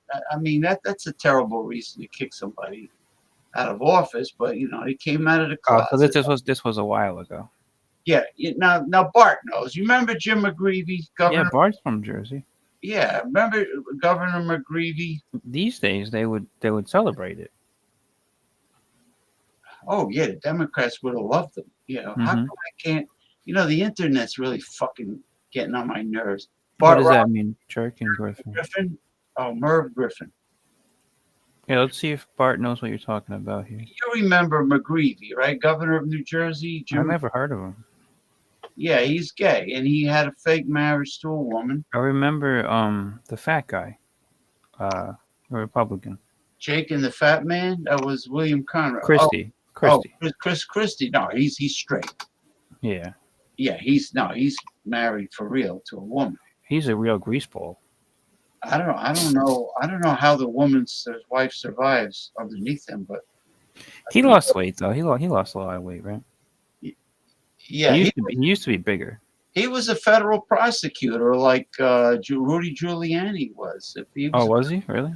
Oh yeah, he was a federal prosecutor, and a good one too. What happened with Christie? He kind of fell from grace. He doesn't have a lot of respect.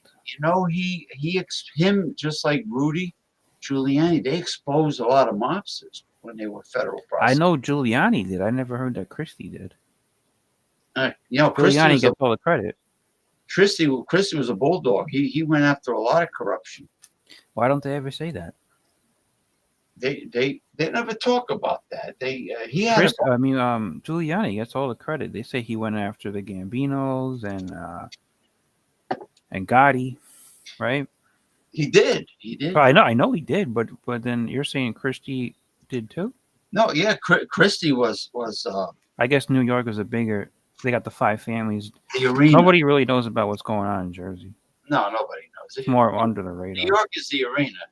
Yeah, yeah. I met McGreevy in my local gym one night. Hmm.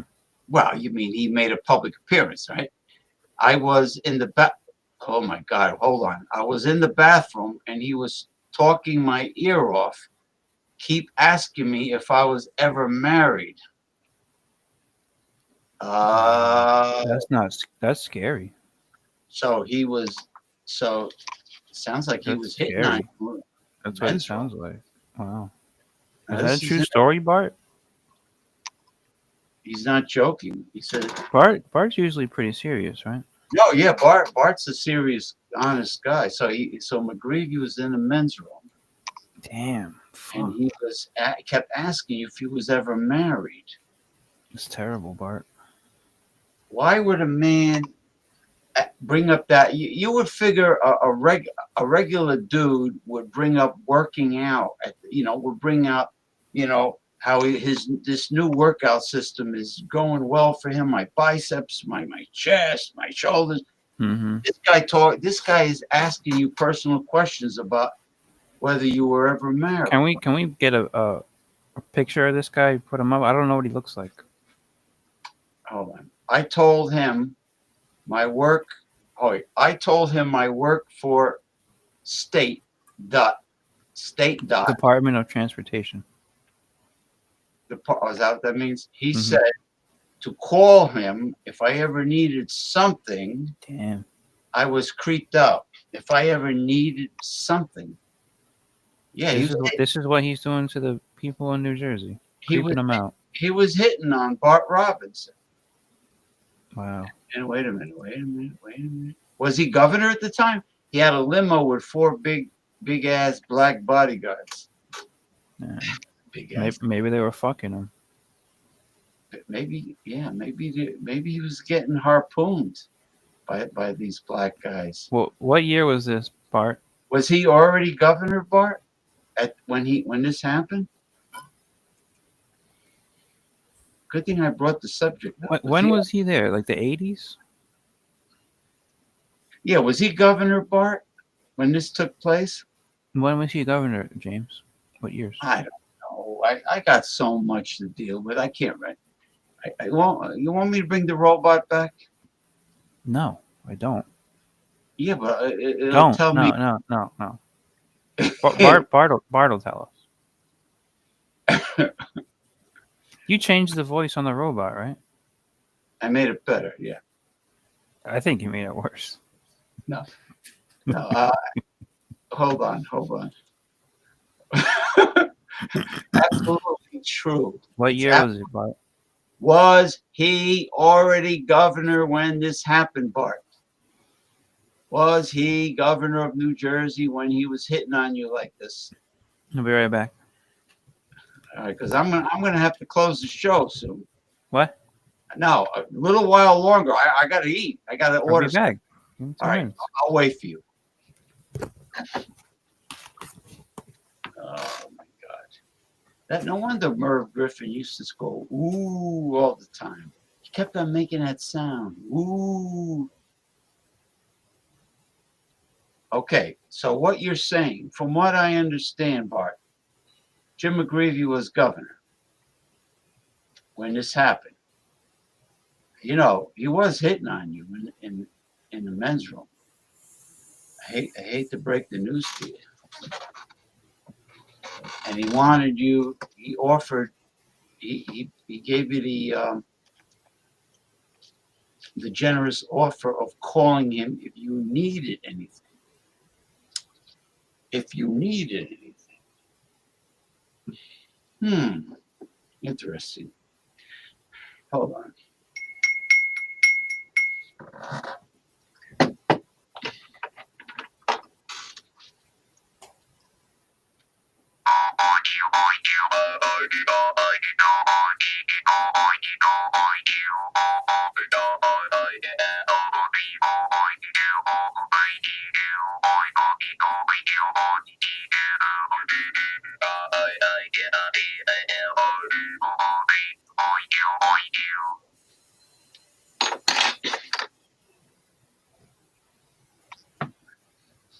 Let's see.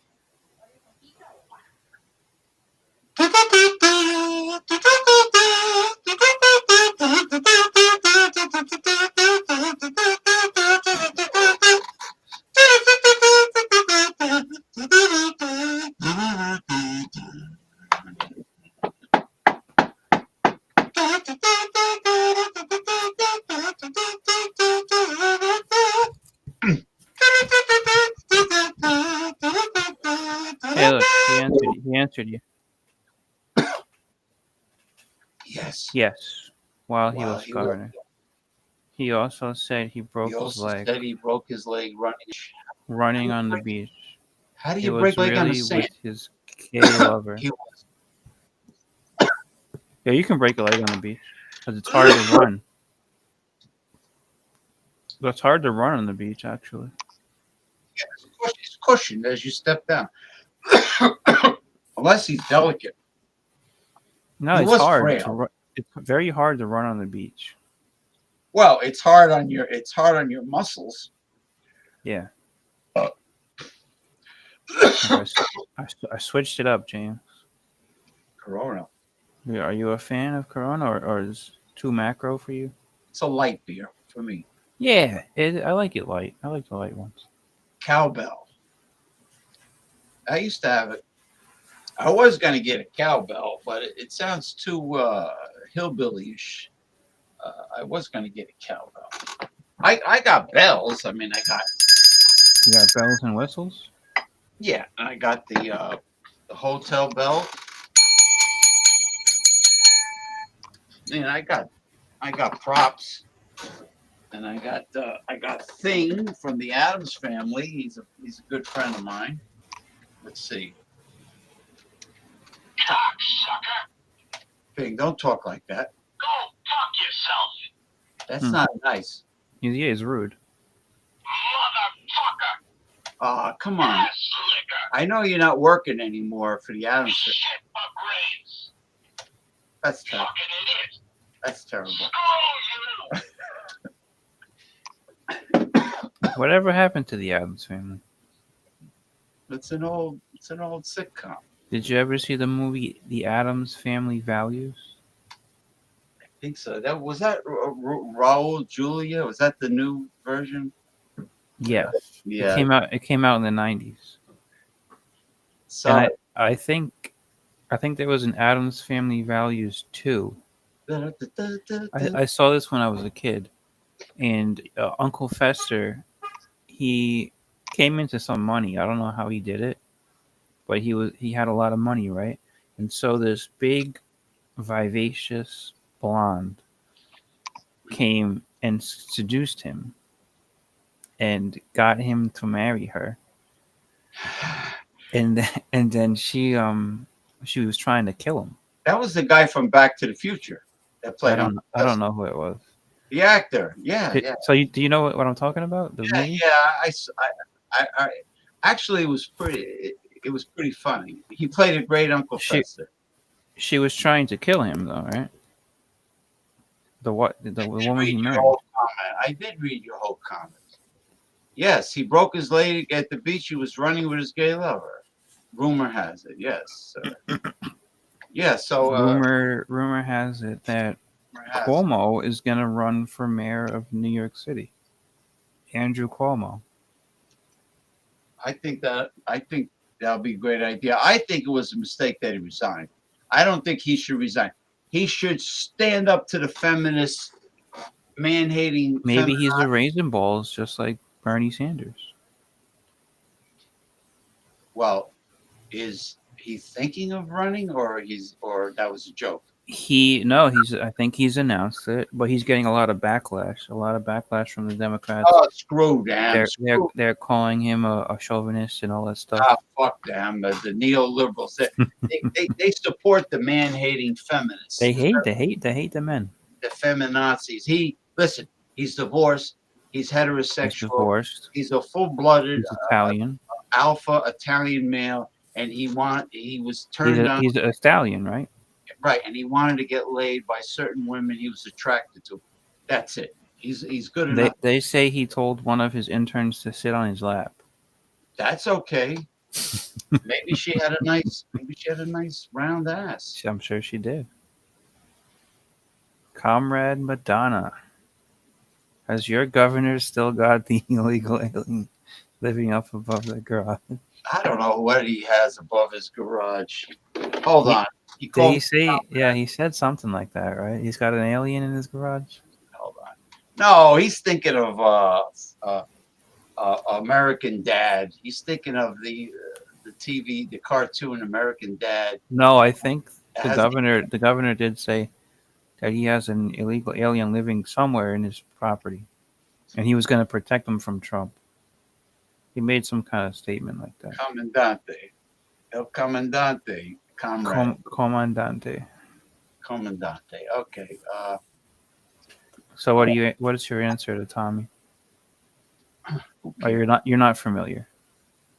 I'm not familiar. I'm not aware of it, so I'm not going to comment. The press secretary for Biden, she used to say, "I'll circle back and get back to you. I got to circle back." Circle back. Did she ever circle back? She would never do it. She would just keep saying that and then never get back to them. She circle jerked everybody because she came half circle and went straight. She didn't come around. The first one said that, the white lady. She was actually pretty good on her feet. The other one was horrible. What am I correct about? Everything?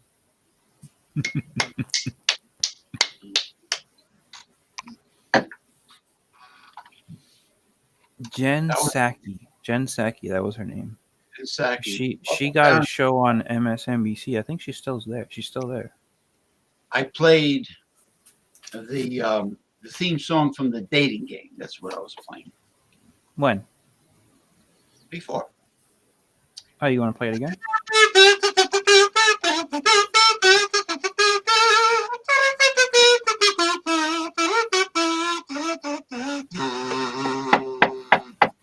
Bart. Murphy is Bart, can he be any worse than Hokel the Jokel? Listen, Murphy. As long as Is he a straight white male? as long as he keeps those social programs coming, he's all right by me. James, is he straight? Murphy, yeah, Is he white? he's white and he's a good Irish. And is he a male? He's a good Irish guy. Is he a male? Yeah, he is, right? He's an Irish Catholic. He's not going to last long. The Democrats are going to kick him out. Yeah, he's a male. He's not going to make it. I couldn't stand that redhead Psaki. Oh, she was better than the other one. Now, Psaki, is she? Does that mean she likes to teabag men? They don't spell it with an S. It's like P. So maybe she might be Polish or something like that. You know who likes Psaki? What's his name? My friend Jimmy Liguori has a thing for redheads. Oh, really? He liked her? She wasn't bad looking. She really wasn't. She was all right. The one and only. Hey, there he is. The one and only.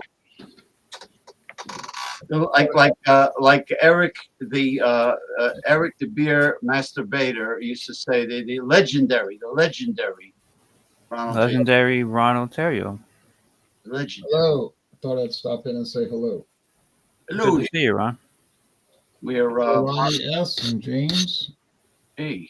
We were just talking a little politics. Well, this is a very unexpected, elongated show because after the mysticism and holistic health talk, I usually cut it off. But Ronnie showed up, and then we started talking about baseball and spring training, and then it went from there to politics. And, We were comparing the press secretaries from Trump's first term through Biden into Trump's second term. Uh-huh. So you had Kayleigh McEnany. She was very good. She was excellent. You know who that is? You were talking about, right? Kayleigh McEnany. I don't remember. I remember. She would bring the binder out, and she was always ready for the press. Whatever they had to throw at her, she always came at them, very, very intelligently. She was very good. Royal Crown. I remember that. I remember that. uh, the girl that was there at the end, she wasn't as good. And then I thought During Biden, Trump? yeah. No, she was very good. No, I'm talking about the one. What was her name? Her father. McEnany. No, the one whose father was the governor of Arkansas. Sarah Hutchinson. I think she was before McEnany. She preceded her. Okay, before. Okay. And then after when Biden took over, you had Jen Psaki. I've been drinking Shiraz throughout the show with the infamous glass that Ronald has also. From $1.25 tree. I thought Psaki was terrible, and I thought the last Biden. Psaki was terrible, but way better than the one that came after. The one that came after helped sink Biden and Harris because she was DEI hired. She was horrible, man. She was pretty bad, but she was the first lesbian, black, and female. Yeah, I was talking to Ronald Ronnie Simpson about when Bill Clinton first got elected. He filled his whole administration with lesbians like that Janet Rhino and Jonna Shillelagh. I didn't know that.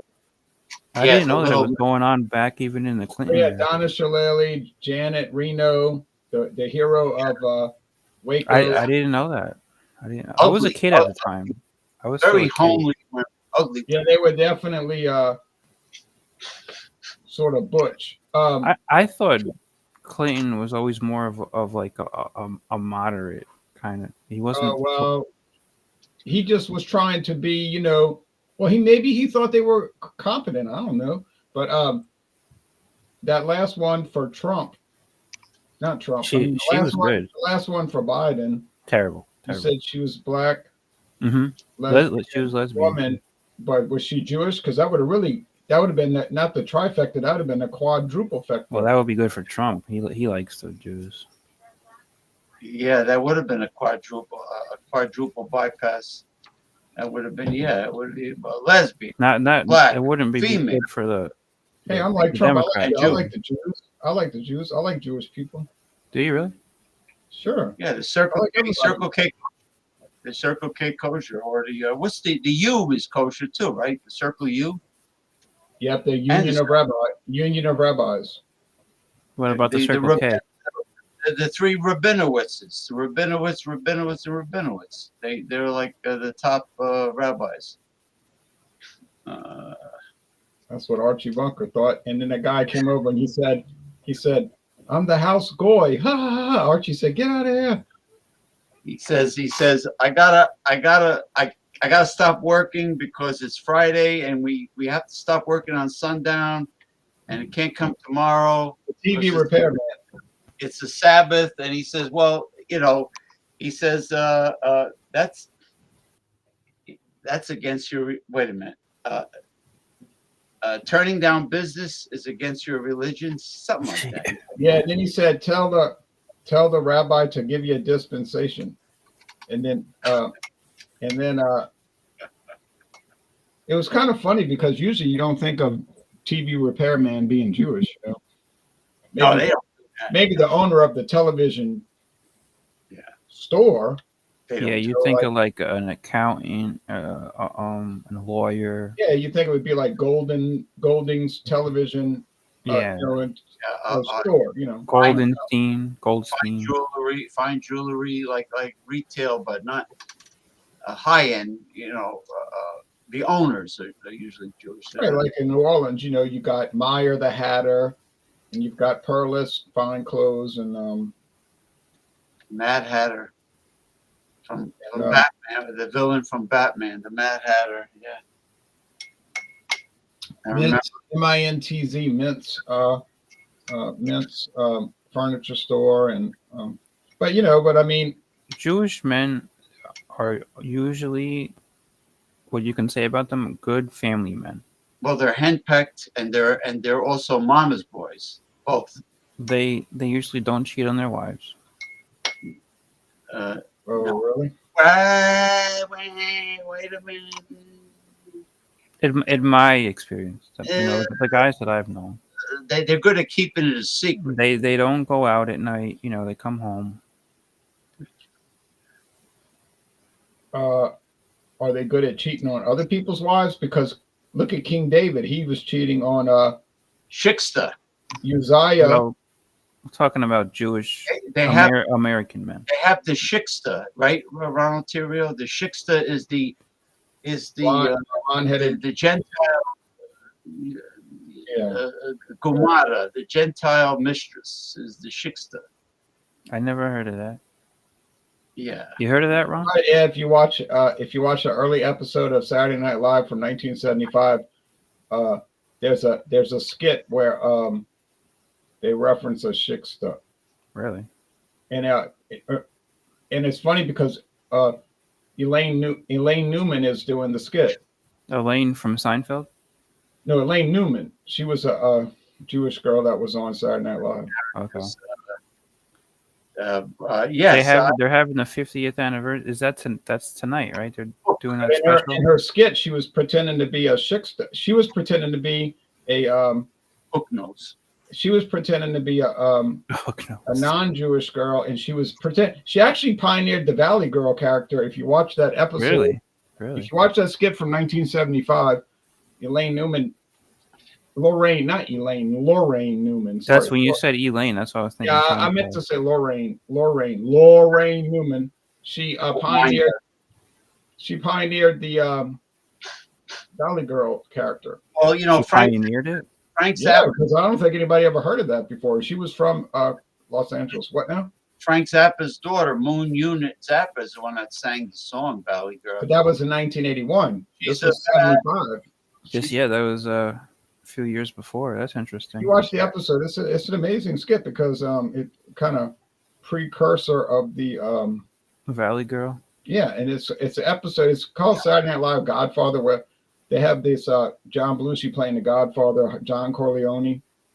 But if you ask me, that whole skit was not really about the Godfather, although he did a good job impersonating him. It was really about Lorraine Newman's Valley Did you Girl. watch Saturday Night Live throughout the years?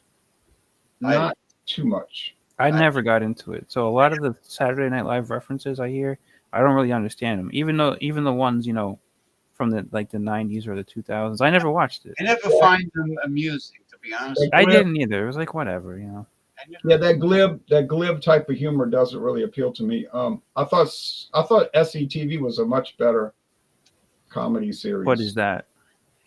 SCTV? Mm-hmm. It originated in Canada, although actually it originated in Chicago, but the series originated in Canada, and it was you might remember that, James. It was like pretending to be a television station. That's the way they played it, like it was a television station, and John Candy, Dave Thomas, all these famous. Not the Wendy's, Dave Thomas.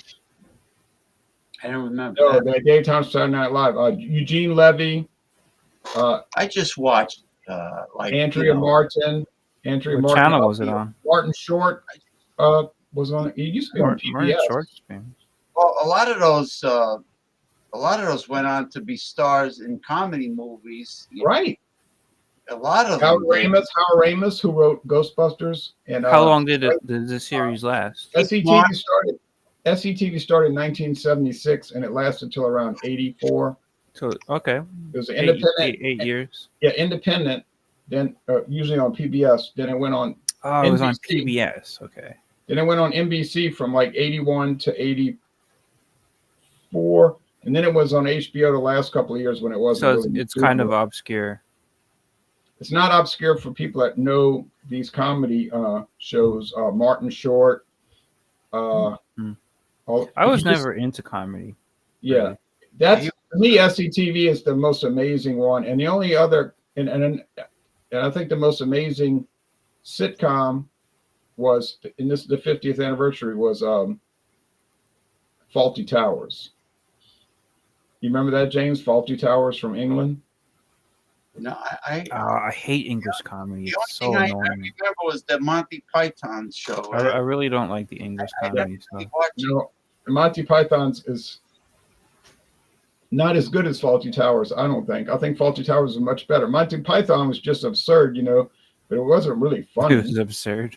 Yeah. It was absurd, but it That's wasn't another funny. one that I've heard about, and I Benny never really Hill. watched it. Well, The Benny Hill. Monty Python. Benny Hill was just like zany Yeah, slapstick, zany. slapstick. I don't like the accent, especially when they're not being serious. You know, it's just not for me. Are You Being Served was a pretty funny one. But yeah, it's different. It's a different type of comedy. They say that the English have a dry sense of humor, Yeah. which Yeah. I guess I would prefer, but I don't know. I just don't. I would say watch. I would just say give it a chance. Watch an episode of Faulty Towers, FAW Faulty FAWLTY, and you might change your mind. And I think if you watch a few episodes of SCTV, you'll definitely change your mind. Really? Oh yeah, SCTV. So you prefer the English comedy over the? I prefer the English Humor. comedy, but only if they're good ones. Like I said, Faulty Towers. I think they called it The Good Neighbors in the United States, and it was called something else in England. And then Are You Being Served? My mom is a huge fan of the Saturday Night Live. She graduated high school in '77, and I think it started in '75. So she'd been watching it for many years. She watched it up until like the '90s. I think Saturday Night Live had some good moments, but they had a lot of weak moments, much more weak moments than good moments. Was the strong years the '70s to the '90s? Oh, that's what you always hear about. And then after that, it like fell Yeah, off. really, it just depends because they had good moments all the way through, but they had really. You see, the problem with Saturday Night Live, there's no premise. It's just whatever kind of skit they can come up with. They do a lot of political stuff, right? They make fun of really the whatever. Yeah, but it's whatever skit they can think of. whatever's popular at the time, I guess, right? Like in But SCTV had a premise, so everything was built on. It was a television station, so they would show movies. Tonight we're going to show a movie, but it was always like a satire of a famous movie, and all their commercials were satires of commercials, and all their how they have these talk shows. That was all the satire of talk shows. I think it was good. talk show stuff like late night. And I just never understood any of these formats, which I guess go back to like the '70s. Yeah, like the late show and it never aged well because like these days nobody cares about any of that stuff. Well, what about James might remember Fernwood Tonight with Martin Mull and Martin Mull, but he was like very super dry, like Bob Newhart, like very dry. And then Fred Willard was kind of the idiot sidekick, but that was like a fake. It was like a fake talk show. Everything on it was fake, but they tried to play it like it was real. Like if you just tuned into that show and you didn't know any better, you would think it was a real talk show until you started to realize like a late night show. Kind of like format with the guy at the desk and everything. So if you would just flip into the channels, you would say, "What is this strange talk show?" And then because they played it straight, like they never let on that it was fake. So it was a spinoff of a show I know James heard of, Mary Hartman. Oh yeah. Which was a spoof of soap operas. Yeah, I remember.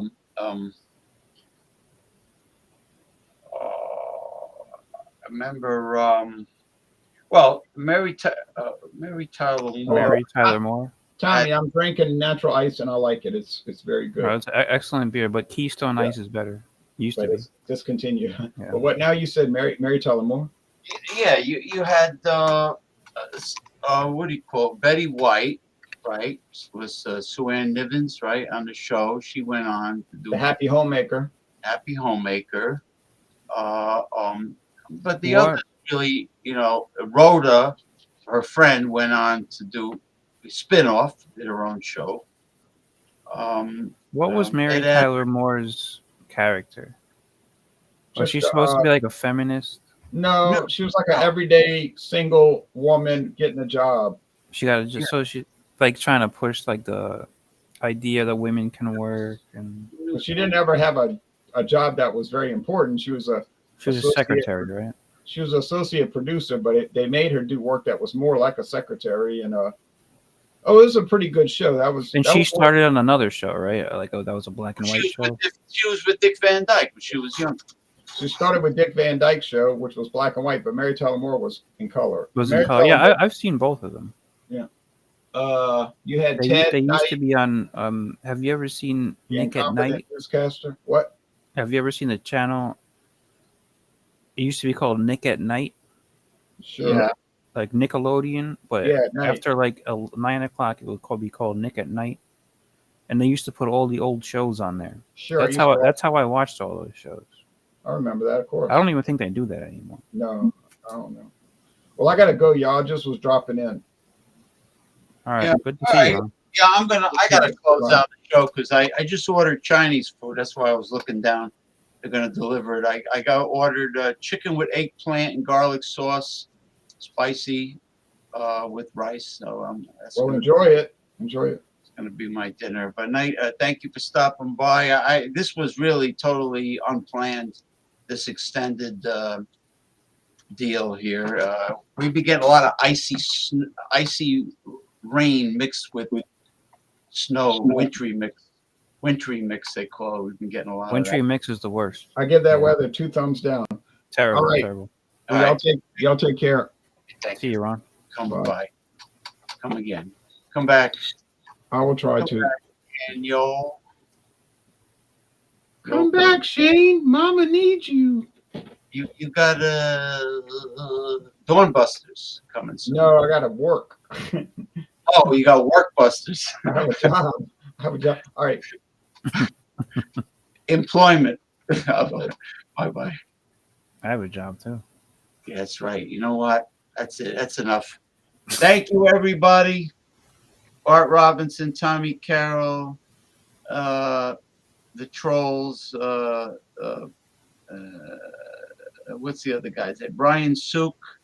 Yeah, that guy's a troll. Alice McGee, originally from That- Twitch. That guy's not real. The one who says he needs food stamps and all that shit. Stopping by, and of course, Ronnie Simpson and And Mick Von Raven, right? and Mick Von Raven. That's right, Mick Von Raven. So thank you, everyone. Take care and enjoy whatever's left of Sunday, and have a Not good too week. much. Maybe the Daytona 500 will come back on. Because Monday is not Monday's never good, right? it's not the happiest time for office workers. Monday morning is tough. All the best to El Comandante.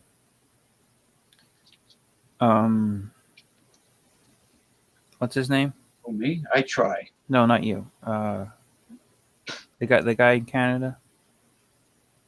Just The Commodore. go. Oh, you're talking about the Jeff Zambello. Okay. Commodore Yes. Zambello. Hopefully he's doing well.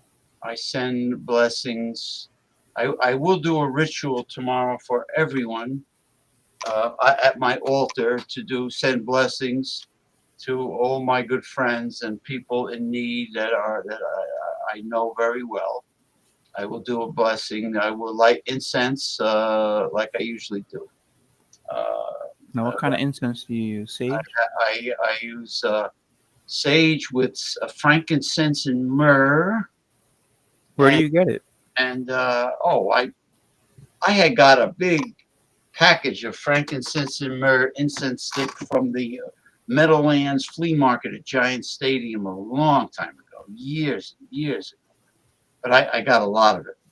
And then I also burned this incense I found at the Dollar Tree. It says, "Go away evil" or "Chase evil away." It's a blend. I burn that, and I have some Palo Santo wood that I burn. And Palo Santo. We have some, but it always goes out. We light it up. goes out. It never stays lit. You know what I had to use? And it still goes out. I use a candle. I use a candle, What and do you do with the wood, though? I put it down on a plate Yeah. because like it'll ignite, especially if it's charcoaly. If it gets black on the hand, when I reuse Mm-hmm. it'll ignite in a flame, but then the flame goes It out, burns out. Is that supposed to happen? and then I see smoke coming out of it. But then eventually it totally goes out. Right. And Exactly. am I going to get it again? No. I'm going to probably get the main ones that you want is cedar, sage, and frankincense and myrrh, which is the most powerful, and that's Well, what the church uses. frankincense and myrrh is what they brought to the baby Jesus. Yes, yeah, And gold. the three kings. Yeah, it's frankincense, myrrh, and gold. The three wise men, the three kings brought. I didn't even know that you can get those. But no, it's available now. But the church burns frankincense and myrrh, I believe. Like when Is that what they put in the incense when they the thing wave it? with the chain that When they wave it, that's the incense. yeah. So that's frankincense and myrrh. Are you sure? Yeah, and the Amy Allen of the Dead File says frankincense and myrrh is the strongest incense that evil spirits hate. So it's like your first go-to. So it's stronger than the Palo. Yeah, yes, it's stronger than Palo Santo, but you still want to burn like sage and they say cedar is good, but if you can't get cedar, don't worry about it. Just get sage, white sage. I mean, I guess if you have gold, it's also good. Well, the incense is see, with the sage, when they do smudging, they usually go to every corner of the house, and they also throw salt or holy water. It could be either or, because supposedly evil spirits like to hide in the corners. But I just do it in front of the altar. I have the whole altar completely set up. I got the mysticism on the bottom with the crystal, pyramids and towers, and then I got and the lighting. I got LED lights turning colors 24 hours a day. I'll send you a video clip. And You have before. I've seen. Yeah, and then at the top, I have the Catholic altar with my gargoyles. So I call it the Gothic Cathedral setup. And I got the Saint Michael the Archangel thing, the Virgin Mary. I got them in front of the Himalayan pink salt lamp. I got all kinds of stuff out there. So it's like a complete altar that I designed. But you're mixing everything together. Well, they're on two different shelves. Yeah. I mean, I don't do anything bad. It's all positive. And I don't even do a ritual for myself. I completely focus on others that are my family and my friends. I don't ask for things for myself, because I feel that if you send blessings to others, that it comes back to you in a positive way. So Do you pray for the dead? yeah, family members, friends. Also, I have some close friends that passed away, family members, living friends that are in a financial bind like us. Never forget to pray for the dead. I send blessings. The dead needs our prayers. It's not just the living. Yeah, that's true, actually. Paul Manti is going through a lot in his life, so I send blessings to him. What's he going through? Well, from what he tells me, His lawsuits? his lawsuits and his injury, his loss. He's got a problem with his eye, right? Yeah, he had an accident with the. Then he says people are or somebody threw like a something at his eye. No. What happens is Or they were shooting off something, right? well, the owners. No, he didn't get hurt from that. The owners of the very old apartment building that he lives in. They're Hasidic Jews that don't want to spend money to fix anything. But is he on So it's something he- crumbled down from the. Section 8? He doesn't have to pay, Well, the apartment is section. Yeah. so he's not paying anything. No. So No. you can't complain too much. I mean, if you're living for free, Well, he complains like not a bad gig. it's the end of the world's gonna be tomorrow. Like, Well, if you move down the street, you're gonna be paying $3,000 a month, right? well, if he's not paying anything, life can't be Too life. bad. Life Can't is. be too bad. I mean, it's tough that he's got the eye injury, but I think his main problem is that his ex is a psychopath. He's got all this time because he doesn't work, because he doesn't have to pay rent, so he can do his journalism career with TikTok. Journalism, his clothing line. He's got a lot of free time, man. It's not that bad. Well, you know how it is. So anyway, I might be trying to do I'm supposed to do a show with him on Instagram, go live with him, and You know, time is everything. If you don't work a full-time job, you know what you can do with your life? But most people have to work a full-time job. well, yeah. I have to work a full-time job. That's how I make money. So on my free time, Well, what do I do? You know, I don't have that much time. So let's say you had hobbies and interests that you really enjoy, and let's say tomorrow you got the winning numbers for the Powerball lottery. Now you got all the time in the world. except I don't play it. Right. I don't really play it. Right. I don't play it either. So, let's say you got hobbies and interests, and now you got money and a lot of time. So let's say you want to open up a little restaurant, or let's say you just want.